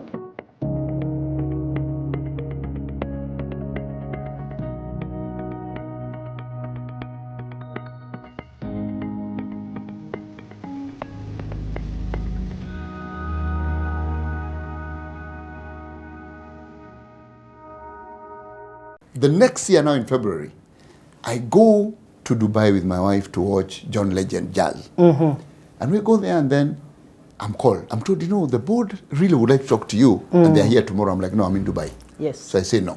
I can't come. I can't come. And I even write an email and say, all the I'm best. not even around. I'm not around. All the best, you'll find the best candidate. And health also gives you the ability to learn. That's why we say, healthy children learn, healthy adults earn. So learning and earning are both linked. They exist, to health coexist. because of health. So you have to be healthy. If you're not healthy, you can't earn. Yes. And you're not healthy, you can't learn. Okay? Yes. I will now switch gears to your current role. Yes. At Amref. Yeah. You are the CEO of Amref. Yes. Tell us how that came to being after being in Smile Train for how long were you in Smile Train? After Nation? I was in Smile Train until 2015. 2015. Yes. Okay. Until 2015. So you joined Amref in 2015. What was the motivation to switch from Smile Train to Amref? So this is what happened again. So I am doing my Smile Train work and I'm enjoying it thoroughly. I'm traveling to Ethiopia. And it's impactful. Congo, impactful. You're just saying, there's nothing as impactful as you find a child who was hidden in the house by the family, never goes to school because of this cleft lip. Yes. You repair, they go to school. And they're able to smile like other kids. In 45 minutes. Wow. Because the operation it used to take 45 minutes? It's 45 minutes. It's very simple. Wow. We once operated on a woman in Ethiopia, and she came out and she cried. She said, I wish you did this to me before, because I would have gotten married. Because she's now more advanced in She's age. more advanced. She was like 50-something. Yes. So life-changing. And all you needed was the photo before, the photo after, and you paid the doctors and the hospital. So it was just building, and we had done so many of them. So, and Amref was actually one of the partner organizations we were working with. Supporting this project. Supporting this program. Yes. So we would actually fund them to train the doctors, to ensure we reach more, to get people to look out for the kids using community health workers and all that. So one day, a headhunter calls me. I'm driving up on Valley Road and he says, Githinji, can you talk? I say, I'm driving, let me stop. I stop. We talk, he says, there's this role, Amref, you know Amref? I'm like, yeah, I know Amref. I know them, they're flying doctors, I all these I've things. worked with them here They have been my partners. And interestingly, when I was in medical school in 4th year, there used to be a section that we used to call an elective term. And you could actually get a job. So Amref had given me a job in Kisumu to go do some questionnaire filling for sexually transmitted diseases. Okay. I was there as an intern. So now they're like, okay. I say, so what do they want? They say they're looking for their CEO, the group CEO, director general. I say, no, I'm not interested. I'm happy where I am. I'm happy where I am. He says, are you sure? I said, yeah. Because this is the job I'm doing. I'm actually running Muruna. Yes. And I'm also running around, I'm doing this job. And this job allows me the freedom and we are making impact. He says, I say no. Then he calls me later, like 2 days later, says, why don't you come, we have coffee. So I go to Westlands, we sit. Let's talk, yeah. We talk. He's got Zia Manji. So we talk. He says, why don't you leave me with your CV? I say, no, I'm not interested. No, just give me your CV. There could be something else. It. Yeah. So I send him my CV. Yes. Next thing I know, I'm being called to go for an interview by Amref. So I was going to Tanzania to do Smile Train work. The board of Amref was in Tanzania. And I go, before I go, they say, the board canceled the interviews. I'm like, okay, good riddance. I'm actually doing my work. It's even good for you. It's even good You're for not me. interested. So later, the next year now in February, I go to Dubai with my wife to watch John Legend jazz. And we go there and then I'm called. I'm told, the board really would like to talk to you. And they're here tomorrow. I'm like, no, I'm in Dubai. Yes. So I say no. I can't come. I can't come. And I even write an email and say, all the I'm best. not even around. I'm not around. All the best, you'll find the best candidate. They persisted. The end result is that I end up changing my flight because now they have insisted so much. And that's how I got the job. Really want in to Amref. go. Wow. Yes. So that's how I got the job. Yes. And I joined June 2015. Yeah. Now, at that point, I was a reluctant joiner, but it has been my most impactful job in my career.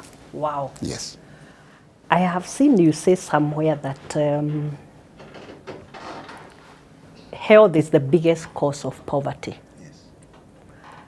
Can you tell us what you mean by that? Yeah. In the context of, because I know you are also an ardent and you're very passionate about universal health coverage. Yes.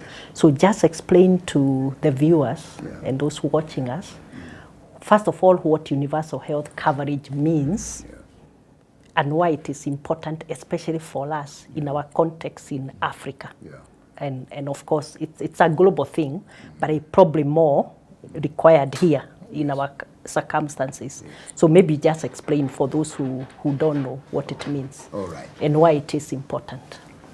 So there's something that we talked about in one of the episodes about human capital. Yes. That human capital is your ability to exercise and realize your full potential when you now reach working age. Yes. That's what human capital is. Yes. Yeah. You reach working age at 18 or so. Yes. Therefore, how much you build in yourself, health and education, so that when you're 18 you can now harvest or realize your potential. Yeah. Is that human capital. Therefore, if you do not realize good health, you'll never be able to realize your human Your capital. objectives. Yeah. Okay. Yeah. So health gives you the ability to realize your human potential, be socially and economically and politically active. And health also gives you the ability to learn. That's why we say healthy children learn, healthy adults earn. So learning and earning are both linked. They exist, to health coexist. because of health. So you have to be healthy. If you're not healthy, you can't earn. Yes. And you're not healthy, you can't learn. Learn. Okay? Yes. So the relationship between health and poverty is linked by this circle. That ability to learn And and earn. then to earn. Absolutely. That's That's clear that's the now. most simple, Wow, very without going to a very complicated thing. Yes. But remember that at the same time, other than health being a contributor, positive contributor to your learning and earning, it can also be a negative contributor to your wealth. Because if you're unhealthy, then you spend your wealth to be healthy. So other than this foundational value, if you are not healthy, you can use your money to become poor. Now, that's the entry point to universal health coverage. Okay. Okay. That when the across the world, we say that health is a human right. And health being a human right, I like to say is the most foundational human right, because you can have the right to vote, but if you're not healthy, You can't and you're even in vote. ICU, you can't You vote. can't even vote. You have the right to go to education. Yes. If you're not healthy, you can't go. You So it's the can't. most foundational human right. It disables you. It disables you. Now, what happens is then the question is, if there's a human right, who should provide the right to you? And it is very clear, health is on government. Not necessarily paying for it, but organizing it and making sure it's available to everybody, whether they can afford or not. Okay? Yes. And doesn't mean that if you can afford, the government pays for you, no. But it must be organized in such a way that even those who can't afford are provided for within a structure for them They to have access. afford, so that you never have to think, do I have money to go? I have a headache. Do I have money to seek care? You must never have to think that. You must seek care, because there is a process that is pooled your resources to ensure you get that health When required. when it's required. Yeah. That is universal health coverage. Oh, wow. So universal health coverage is not insurance, it's not this and that. It is the ability to provide the health services, not only health care, not only hospital, the health services, including family planning, including nutrition, including vaccination, the health services an individual needs when they need it without financial difficulty. That's UHC. Oh, that's that's universal health amazing. coverage. Now, how you provide and how you make sure there's no financial difficulty. You can use insurance, you can pay directly. Those are now... be a combination it's whatever. of many- Each country will use its own approach. Yes. But as long as everybody in a country can access the services they need when they need them without financial difficulty, Yeah. that's universal health Oh, coverage. that's very important. Yes.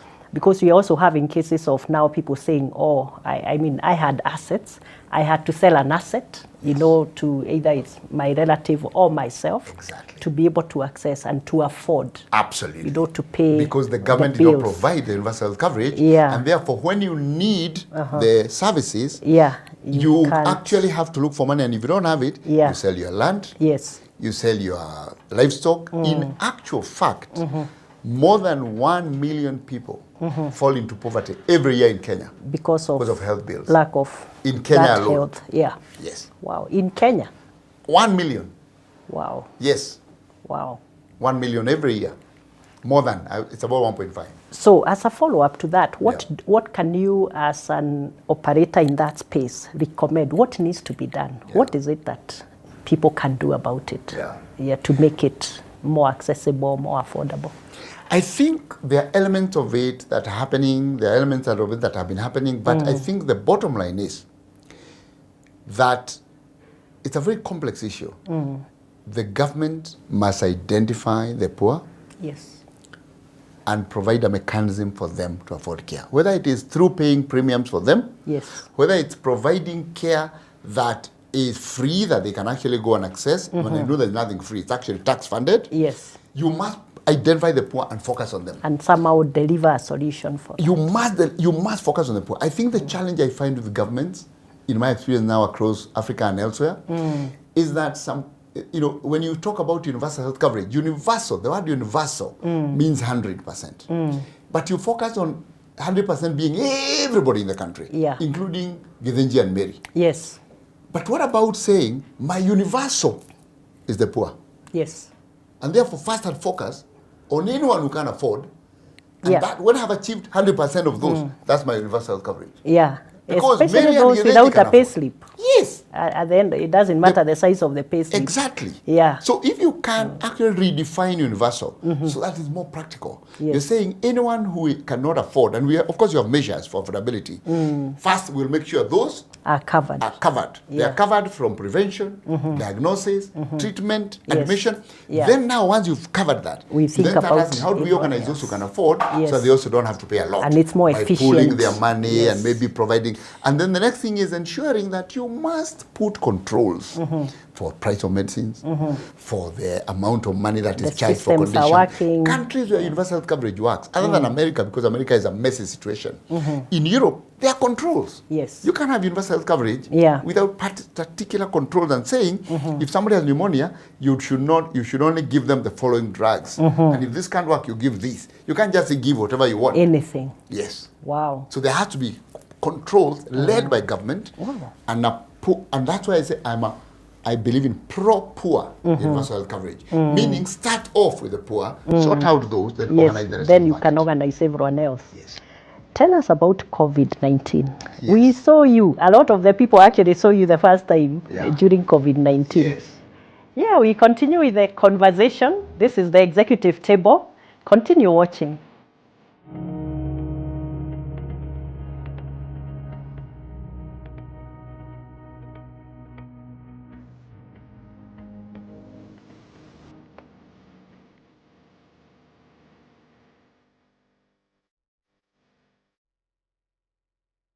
This is going to be long.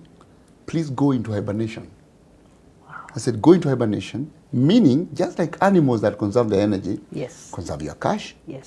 Stop buying things that you don't need right now. You don't need. Keep cash, and if you have a business plan, put it on hold. I remember I did a tweet. COVID was able to reset the reflex and not have difficulty in breathing, but the oxygen was very low. Because the difficulty in breathing is a response to low oxygen. So your brain tells you there's low oxygen, please breathe faster. So there's a message transmission. COVID would reset that, and the message would be sent. So you're breathing normally, but your oxygen is going down. That's when I did a short video to tell people to buy a pulse oximeter. Hello, we continue the conversations with Dr. Githinji Gitahi, the CEO of Amref Africa. So we have talked about many things, very interesting conversations. We have had our laughter moments. Please continue watching. Welcome. Now, Daktari, a lot of us saw you and had you during the very tough COVID-19 season. So can you tell us about COVID and what you did and why you did it?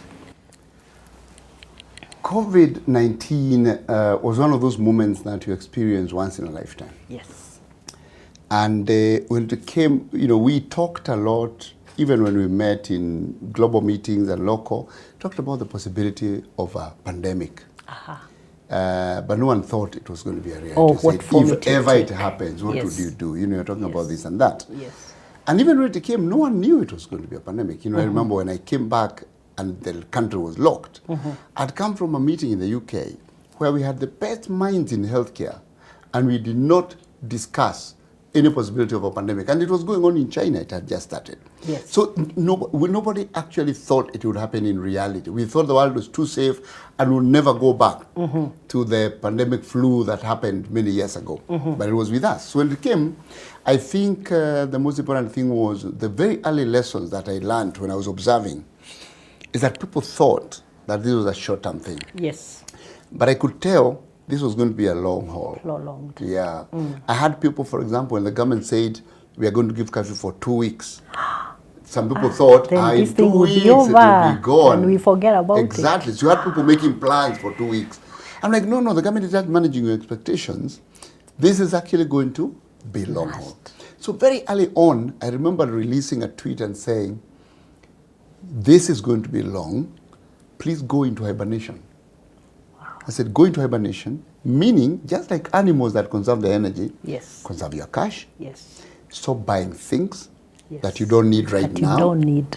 Keep cash, and if you have a business plan, put it on hold. I remember I did a tweet very early on because I could tell, based on the cycle of pandemics, this was going to be long term. Yes. Because ideally, when you have a new virus, the new virus is not coming to kill you. It's actually just propagating itself. Yes. It's not coming here to... It's just the way we go and build and cut forests because we want to expand. Yes. So the virus is also looking for a new place to expand. Yes. Yeah?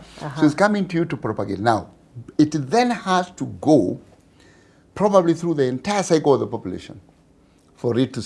Because it's being... It can't stop at half the population. Yes. So all the conversations we're having about lockdowns and this and that were not to end the cycle of the virus. Yes. It was to reduce the rate of infection. Yes. So that, and that's what we're calling flattening the curve. So that when you reduce the rate of infection, you reduce the number of people needing hospital at any one time. The crisis. The crisis. So that you can actually treat them to go back. Yes. But nobody was going to avoid being infected. So we knew that. And therefore, that's why I kept saying, this is just flattening the curve. It's just making sure you don't have a surge of people needing oxygen above the available oxygen. Yes. So you have to keep pushing back. Then when you see the rising, you lock down. But it was going to infect everyone. So I think that was the first lesson. It was going to be long term. Amazing. The next thing was to ensure that people were not living under fear, that they were living under information, so they could make informed decisions. This will not go in next week, so plan well. The reason you're being told to wear a mask is because 1, 2, 3. Public awareness. The reason you're being told to social distance is not just a policy. Social distance. Once you understand why, it's for your then benefit. you make a decision as to why. So what happened is that very early on, I started to provide this information. And then the media started to call me to expound on that information. Yes. And that's why I became so visible on the media. It wasn't a paid job. It wasn't something I had been asked by somebody to do. It wasn't the government that asked me to talk about it. It was just the people were asking for more. And the media kept calling me to comment, both nationally and internationally. And globally. Globally, to also provide just this information. Okay. Then now, because of that, I got involved in advisories for the Ministry of Health and this and that, and also started talking to different groups. People started calling, should we close the office? What do you think we should do? So even businesses? Oh yes, I talked to banks. I had an agreement with the Kenya Banking Association to talk to banks to give them, the insurance company. What's the outlook on this thing? What's the outlook? What should we do? And I had even, I made so many PowerPoints to just present. But was I ever paid for any of that? No. In fact, the one time somebody attempted to pay me now to kind of build a narrative, And they told me, oh, can you tell us what you'll say tomorrow? I said, I don't need your money because I need to say exactly what needs to be heard, not what you ought to be said. So it was just out of the need. Then out of that now, I started noticing some things that needed to be addressed. One was that because there was very little understanding of the disease process, even for WHO, for us, for doctors, it was a very little understanding. Yes. So you just needed to observe a few things, read around, and you're like, you connect the dots. Yes. And you're like, this is what is going on. I'll give you an example. One Saturday I wake up after the Easter of 2020. So COVID was just like 2 or 3 months It's old. really rising rapidly at that time. Yeah. That evening, a friend of mine called me, said their father had been admitted. That morning, a friend of mine called me, told me their father had died. The same morning, the one who had been admitted died. And when I listened to those stories, it was clear. Those people were above 70, and the story was similar. They said they were not coughing. They did not have shortness of breath. No signs at all. No signs. The only sign was they looked a bit confused. So one of them said the father was looking at the TV and saying, that clock has the wrong time.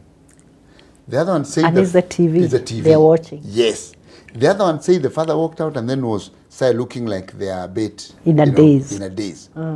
Both ended up in ICU. When they ended up in ICU, they both had oxygen levels below 60%. By the time they get to the hospital. They get to the hospital, but they had no difficulty in breathing. Yes. So when I looked around, I discovered that actually there was some literature that for elderly people, COVID was able to reset the reflex and not have difficulty in breathing, but the oxygen was very low. Because the difficulty in breathing is a response to low oxygen. Yes. So your brain tells you there's low oxygen, please breathe faster.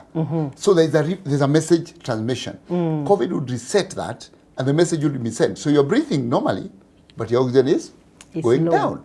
That's when I did a short video to tell people to buy a pulse oximeter. So that when you have an elderly, you put on your finger and you measure your oxygen. You measure the oxygen if you're an at elderly home. person, keep one at home. And if you see any sign of confusion, measure the oxygen. Even below 90%, take them to hospital. Yeah. So I did that video. Before it's a crisis. Before it's a crisis. Yeah. And that video started doing round. So it was just a build-up. It wasn't like a plan. Yeah. And then because of this, now I got more involved in now to save lives, we need vaccines. And the vaccines are not available. So I started talking globally, demanding for vaccines to come. I did a video on vaccine justice. I started looking for 200,000 signatures to demand that the rich nations release vaccines.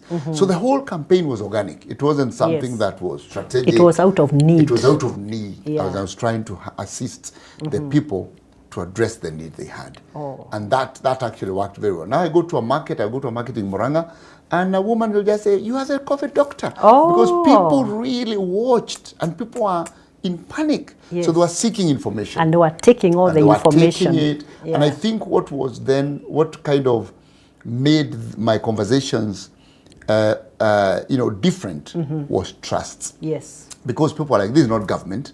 So this person speaking is just speaking out of good intent. This is very because objective.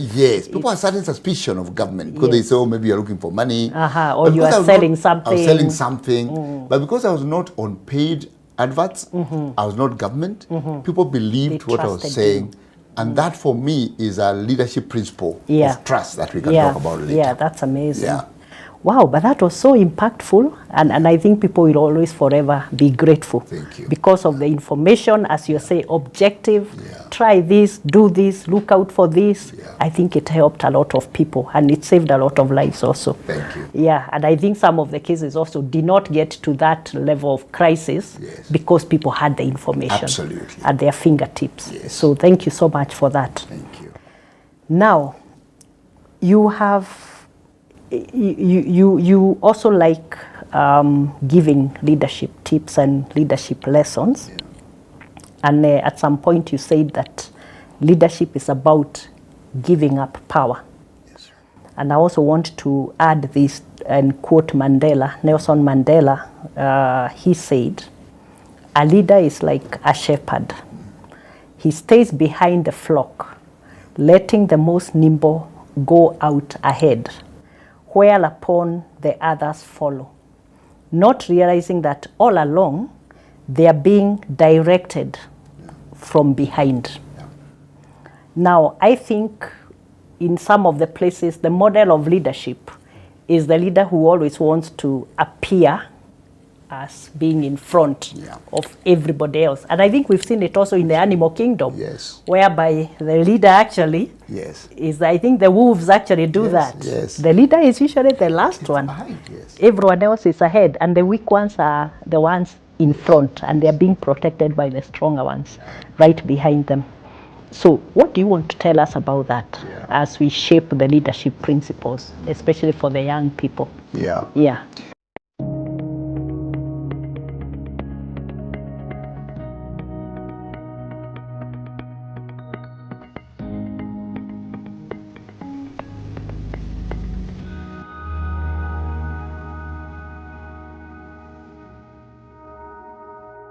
So your role as a leader is to define the objective and to define what the objective looks like and what is the benefit of the objective to the people.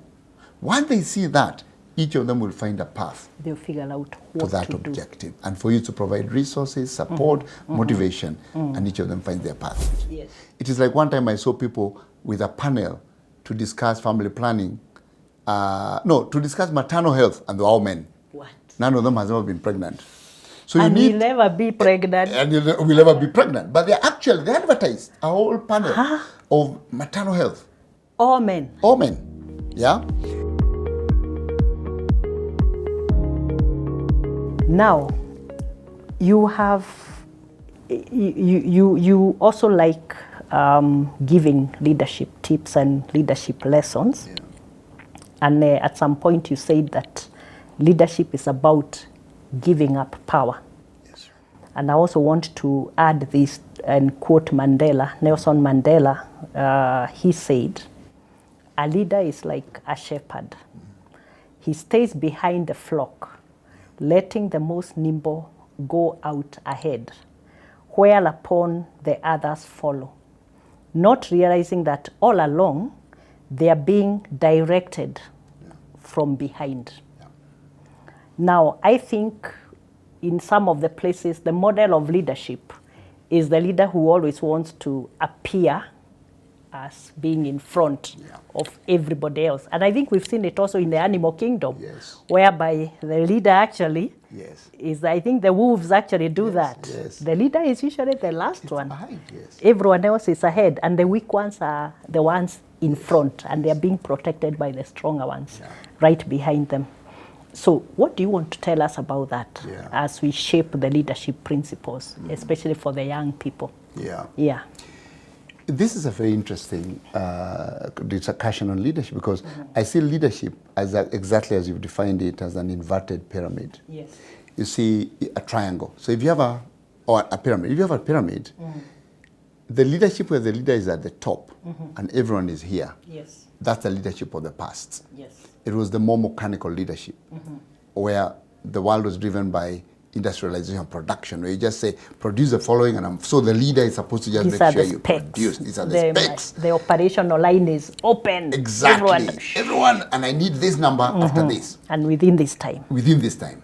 But leadership has evolved to be more emotive, more insight-driven, because again now we have services, we have change, we have so many things that have happened. And the leadership that works now, especially with the generational changes, is the inverted pyramid, where the leader is the one here and holding up everyone else. Yeah. Now, that relationship with my statement that leadership is about giving up power is that you actually give up power to those who you want to lead. Let me explain this. Management is about managing processes, systems, and assets. Yes. Leadership is singularly about managing people. That's what leadership is. And when you're managing people, every individual is different from the other. You cannot manage people by assuming that everyone is the same. Yes. Which means that you cannot then expect them to follow the same path to the same results.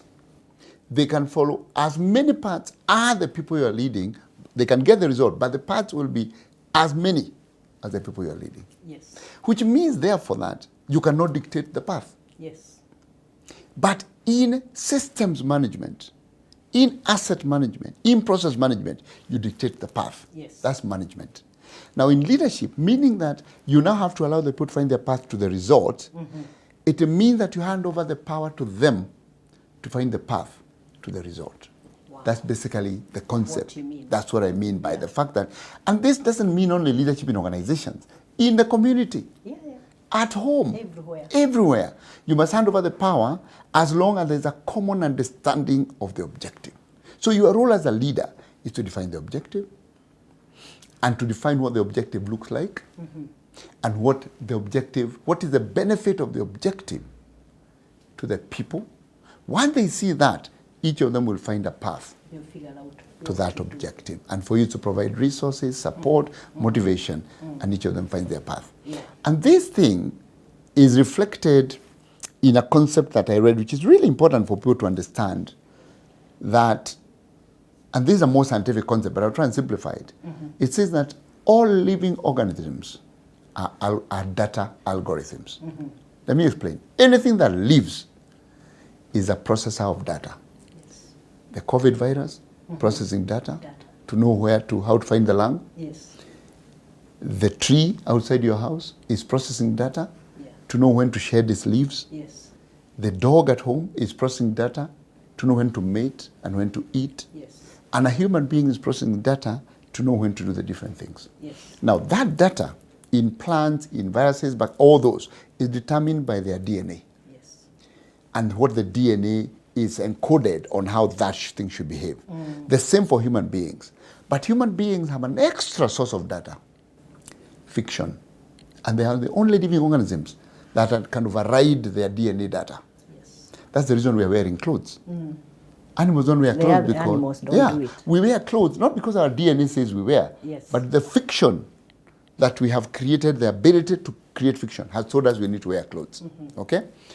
Now, that set of data that defines the types of clothes you wear, the way you relate with other people, the way you respond to the hormonal needs of your DNA and you override them and do something different, is learned through your development, the things you read, what you watched. Yes.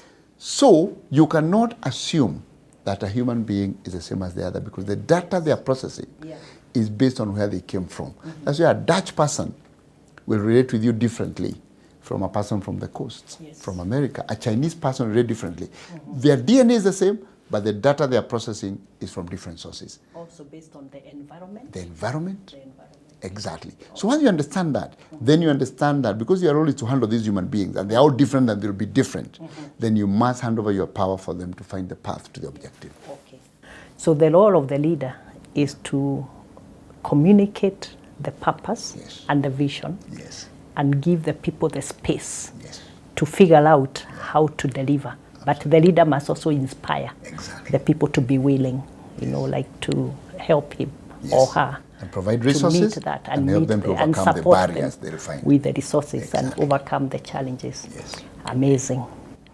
Now, there's one thing that reads like a movie, some scene from a movie. Yes. Sitting in the World Health Organization panel in Geneva in 2023. I almost don't believe that story. Tell us whether it is true. Is it true? This climate resilience forum. Yeah. Did you actually walk out? Yes, World I did. Health Organization in Geneva. Yes. Me, I'll be waiting to talk. Who tell me when is my turn? And we just walk out. Yeah. So this is what happened. What happened? It's a long kind of principle of mine that if we are going to talk about an issue, it needs to be representation. The people who feel the issue, are impacted by the issue, the stakeholders should be represented. Yes. It is like one time I saw people with a panel to discuss family planning, to discuss maternal health, and they're all men. What? None of them has ever been pregnant. So And you we'll never be pregnant. and you will never be pregnant. But they advertised a whole panel of maternal health. All men. All men. Yeah? Now, for you to overcome that challenge of people feeling privileged that they actually understand and they can actually overcome lived experiences of people, Yes. you must purpose to do something about it. Because it's not easy. Yes. Privilege is layered. Privilege is and I'll give you an example. Today, if I come to you and I say, Mary, I'm going to pick you up, I want us to go to Gikomba. Do you know what will happen? Because of what layers of understanding you have of Gikomba, you will remove your expensive jacket, you will leave your jewelry at home, you'll I'll probably wear even jeans say you wear jeans, and a you wear cape. sneakers and a cape, and you probably leave your phone at home. Yes. That's privilege. And it's innate. That privilege is because of who we are and the data that we have been fed. Men have the same privilege over women because they have lived in such a way they're told, men are leaders of the house, men are this and this. So they actually absorb privilege. That is not intentional, but they get that privilege. It's also the same privilege that white people have over black people. Socialization. It's socialization. It's the same privilege managers have over their workers because they believe managers are supposed to show up Powerful. with powerful. Those privileges are not only about race, they are in all of us, including me. Yeah. Now, the only way to overcome a privilege is to be aware of it. And once you're aware of it, then you actually put structures to ensure you reduce their privilege. So several years ago, when I joined this global health, it was very clear to me that whenever we did a panel, there will be more likely for men to appear for the panel than women. Part of the reason being that Irrespective of the topic of discussion. of the topic. Because when you ask an organization, we're going to talk about this, give us a speaker. They give the most highest Senior. ranking. And because men are the ones in senior positions, they're the ones They'll to most end up likely come. Exactly. Because you want our leader to be and the leader feels, I should be the one to talk about this. So I put a principle, and I said, I will never sit on a panel that doesn't have a balance of men and women. And I even put it in my email. So my office, when they asked, can Githinji come and speak here? Who else is on the panel? There will be an email there. Please note in the email, Githinji does not speak in panels that are not Representative. Yes, it is actually in the email when we respond. So in this particular case, like many others, and in some they struggle, they're like, are you sure? I say, yeah, outright. And they finally find women who can sit on the panel. Yeah. In this one, they actually knew, and they had women lined up. But then for some reason, I don't know what happened. So I come, because when we are there, you're also talking at different. So I just show up, and I get on stage. Or usually there will be different There will be meetings different here meetings. and there. So you are looking at the time, this one is at this this time. I time for come the in, panel now. I get on top, and I find we are all men. So, and I can't, because I've just come, I can't disrupt. So the men speak. When it comes to me, I say, I've noticed this panel is all men, and I have a principle, I don't speak in panels where they are not balanced. So I beg to step down. So the moderator says, no, it's okay. There is this woman who's supposed to come, but she couldn't make it. She sent this guy. I said, for me, it doesn't matter. Principle. It's a principle. Yeah. So I stepped down. So and then I said, okay. No, I stood up and I stepped down. And there were mamas in the audience, and people clapped, and people were murmuring why. I said, if you need to ask me any question, ask me from here. But not from Not the floor up there. there. Yes. But if there is any woman here who can talk about this topic, Who is qualified? who is qualified about or has even experienced it. Let's say you got your child or somebody or your house was taken away by floods. You don't have to be an expert in this area. You can speak about climate resilience. Come up and take my Come to position. the podium. Yes. Of course, people are shy. After some time, the moderator asked a woman a question, somebody wanted to ask a question. It was a woman who stood up, and I said, please go and ask that question from up. So we solved the problem. Yes. But it was picked up because of the act of stepping down. Yes. But that was not it was not an isolated incident. I'd actually made my principle very clear. Very clear. So out of that, now I've seen many organizations, including WHO, have reformed, and they're like, panels must be Now it's balanced. top of mind Exactly. that the women need to be represented. Yes. Oh, But that's amazing. Well done. Now, finally, congratulations, Dr. Githinji Gitahi, male champion of women's agenda. Women on both network. Yes. Catherine was here the last Oh, yes, she interview. was. Yes. So tell us about that. Yeah. I mean, it's a great accolade. Yes. Tell us, why did you get this? And how do you feel about it?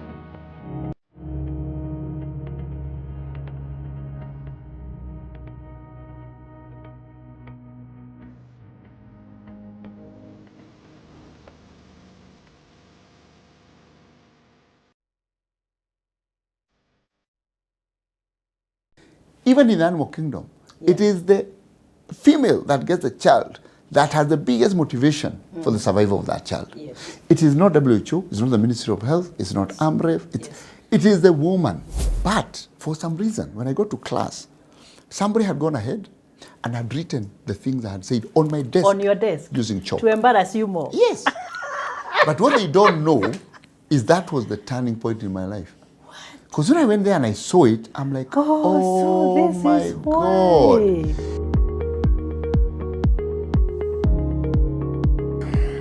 Now, finally,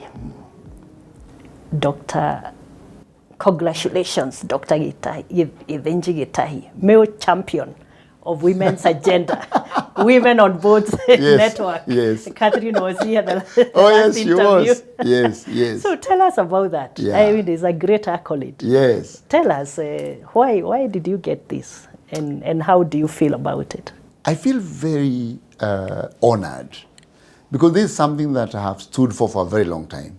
And I didn't stand up for it so that I get an award. You know, there are things you do so you get an award. This one was something that I believe deeply. As I told you, I come from a family of 9 children, 5 women, 4 men, my mother and my father. And my mother was the champion of social justice. Of course, my father taking care of us, but my mother was right there. And it occurred to me that actually, for us to have a healthier, prosperous society, it is the women who get the children, who understand and have the biggest motivation for their survival. Even in the animal kingdom, it is the female that gets the child that has the biggest motivation for the survival of that child. It is not WHO, it's not the Ministry of Health, it's not Amref, it is the woman. Now, that woman needs to be represented in policy making. As I give an example all the time and I say, in COVID, we made declarations on curfew, but there was no rider, can you imagine, that says, this is curfew, but if you're pregnant, call the following number. And you need support at this point. To go to the between clinic. Those 2 hours. Call this number. None. It was just blanket curfew. Everyone. And I keep asking myself, were there women in the room? Because women know labor comes at night. Why didn't this woman raise a hand in the meeting and say, what do we do with women who are pregnant who want to go to the clinic? To see the doctor. So, but if... Or a child is very sick. Or a child is very sick. Point, How do you do it? So, it is a woman later who then said, this is a big problem. Talk to security, talk to a taxi hailing company and say, can you allow this taxi company to transport pregnant women at night? So they can call this number, we'll transport them. And the security said, oh, we clear the taxi company. It's a woman who came up with that. So if you don't have lived experiences on the table, which means in this case, the most left out are the women. The policies are deficient. The policies are deficient. So it's right. something I've held for a long time. So for women on board to realize that, for me it was a culmination of long years of work, including this, jumping off the stage, talking about it, being a woman champion, and being actually a feminist. And being a feminist is not about feminism, it's about socio-economic development. Absolutely. And equality. So it was an honor to the work, not necessarily to me. And I must say, the nomination came from my staff. Oh, wonderful. I didn't even know about it. Oh, wonderful. When they called me to say, want to interview, I'm like, what's going on? It is my staff working nominated. They actually flaunted your name without your knowledge. And absolutely. You got it. Oh, it was absolutely. And I was so happy to award you. Yes, by the way, thank you. Somehow they also chose me to award you. I was honored to be awarded by you. I was really honored. I'm so happy that I'm awarding also this guy from my village. Okay, that's great. Good. So finally now, on a light note, tell us about Mbalamwezi players. Oh, I see. People like Maggie who don't know who Mbalamwezi players are. Are they still there? So, theater.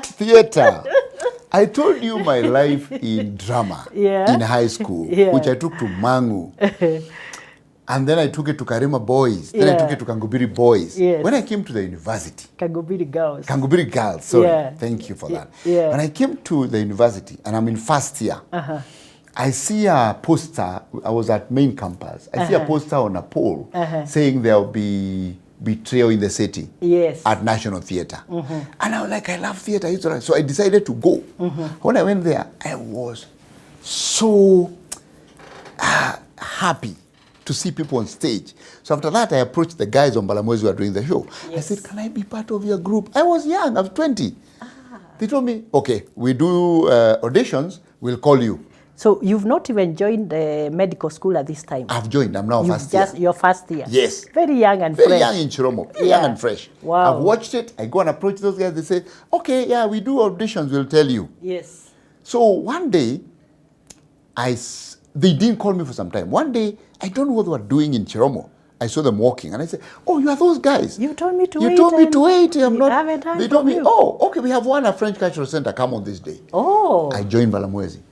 And that was my journey of theater from first year up to fourth year. I acted many plays between the city, others that we introduced from outside, bedside manners, lower depth. We did so many shows. Yeah. And we would do them. I would study. What happened is, if you're doing a show, a play, the casts would be invited. First, you would be casted, depending on your voice, your height, your character, because the characters in the play had to match, including the government inspector. Yes. I was the doctor in the government inspector when we did it. Yes. Then after that, you practice for 3 months. Yes. In the evening, you meet, you cram, you go through your script. Your lines. Your line, you learn. So if Mary is doing the mayor and I'm doing the government, the doctor, at what point will Mary stop speaking so that I start? Yes. We call them cues. So you learn all that. Yes. Then you perform Friday, Saturday, Sunday. And One Sunday. show Friday, 2 on Saturday, 2 on Sunday. And for that, you get paid 50 shillings per show. 50 per show. So over the weekend, you are a rich boy, yeah? Over there, 50 times 5, 250. Exactly. Oh, that was good money. This is 1990, good money. That was good. And then the joy, but the highlight of that season was when you enter the stage. When you're preparing the play, you are backstage. Yes. The audiences would pay small money. Yes. And now when you enter and you see the stage is full, you get an adrenaline high. And that is what drives you through the entire show. And it will be like 2 hours because of that precision. Would you say that also helped you to boost your confidence, to do whatever else you did much later in medicine, in marketing, in whatever? There are many incidences, actually this would be my last kind of remark. There are many incidences that changed my life, but there are 2 I remember.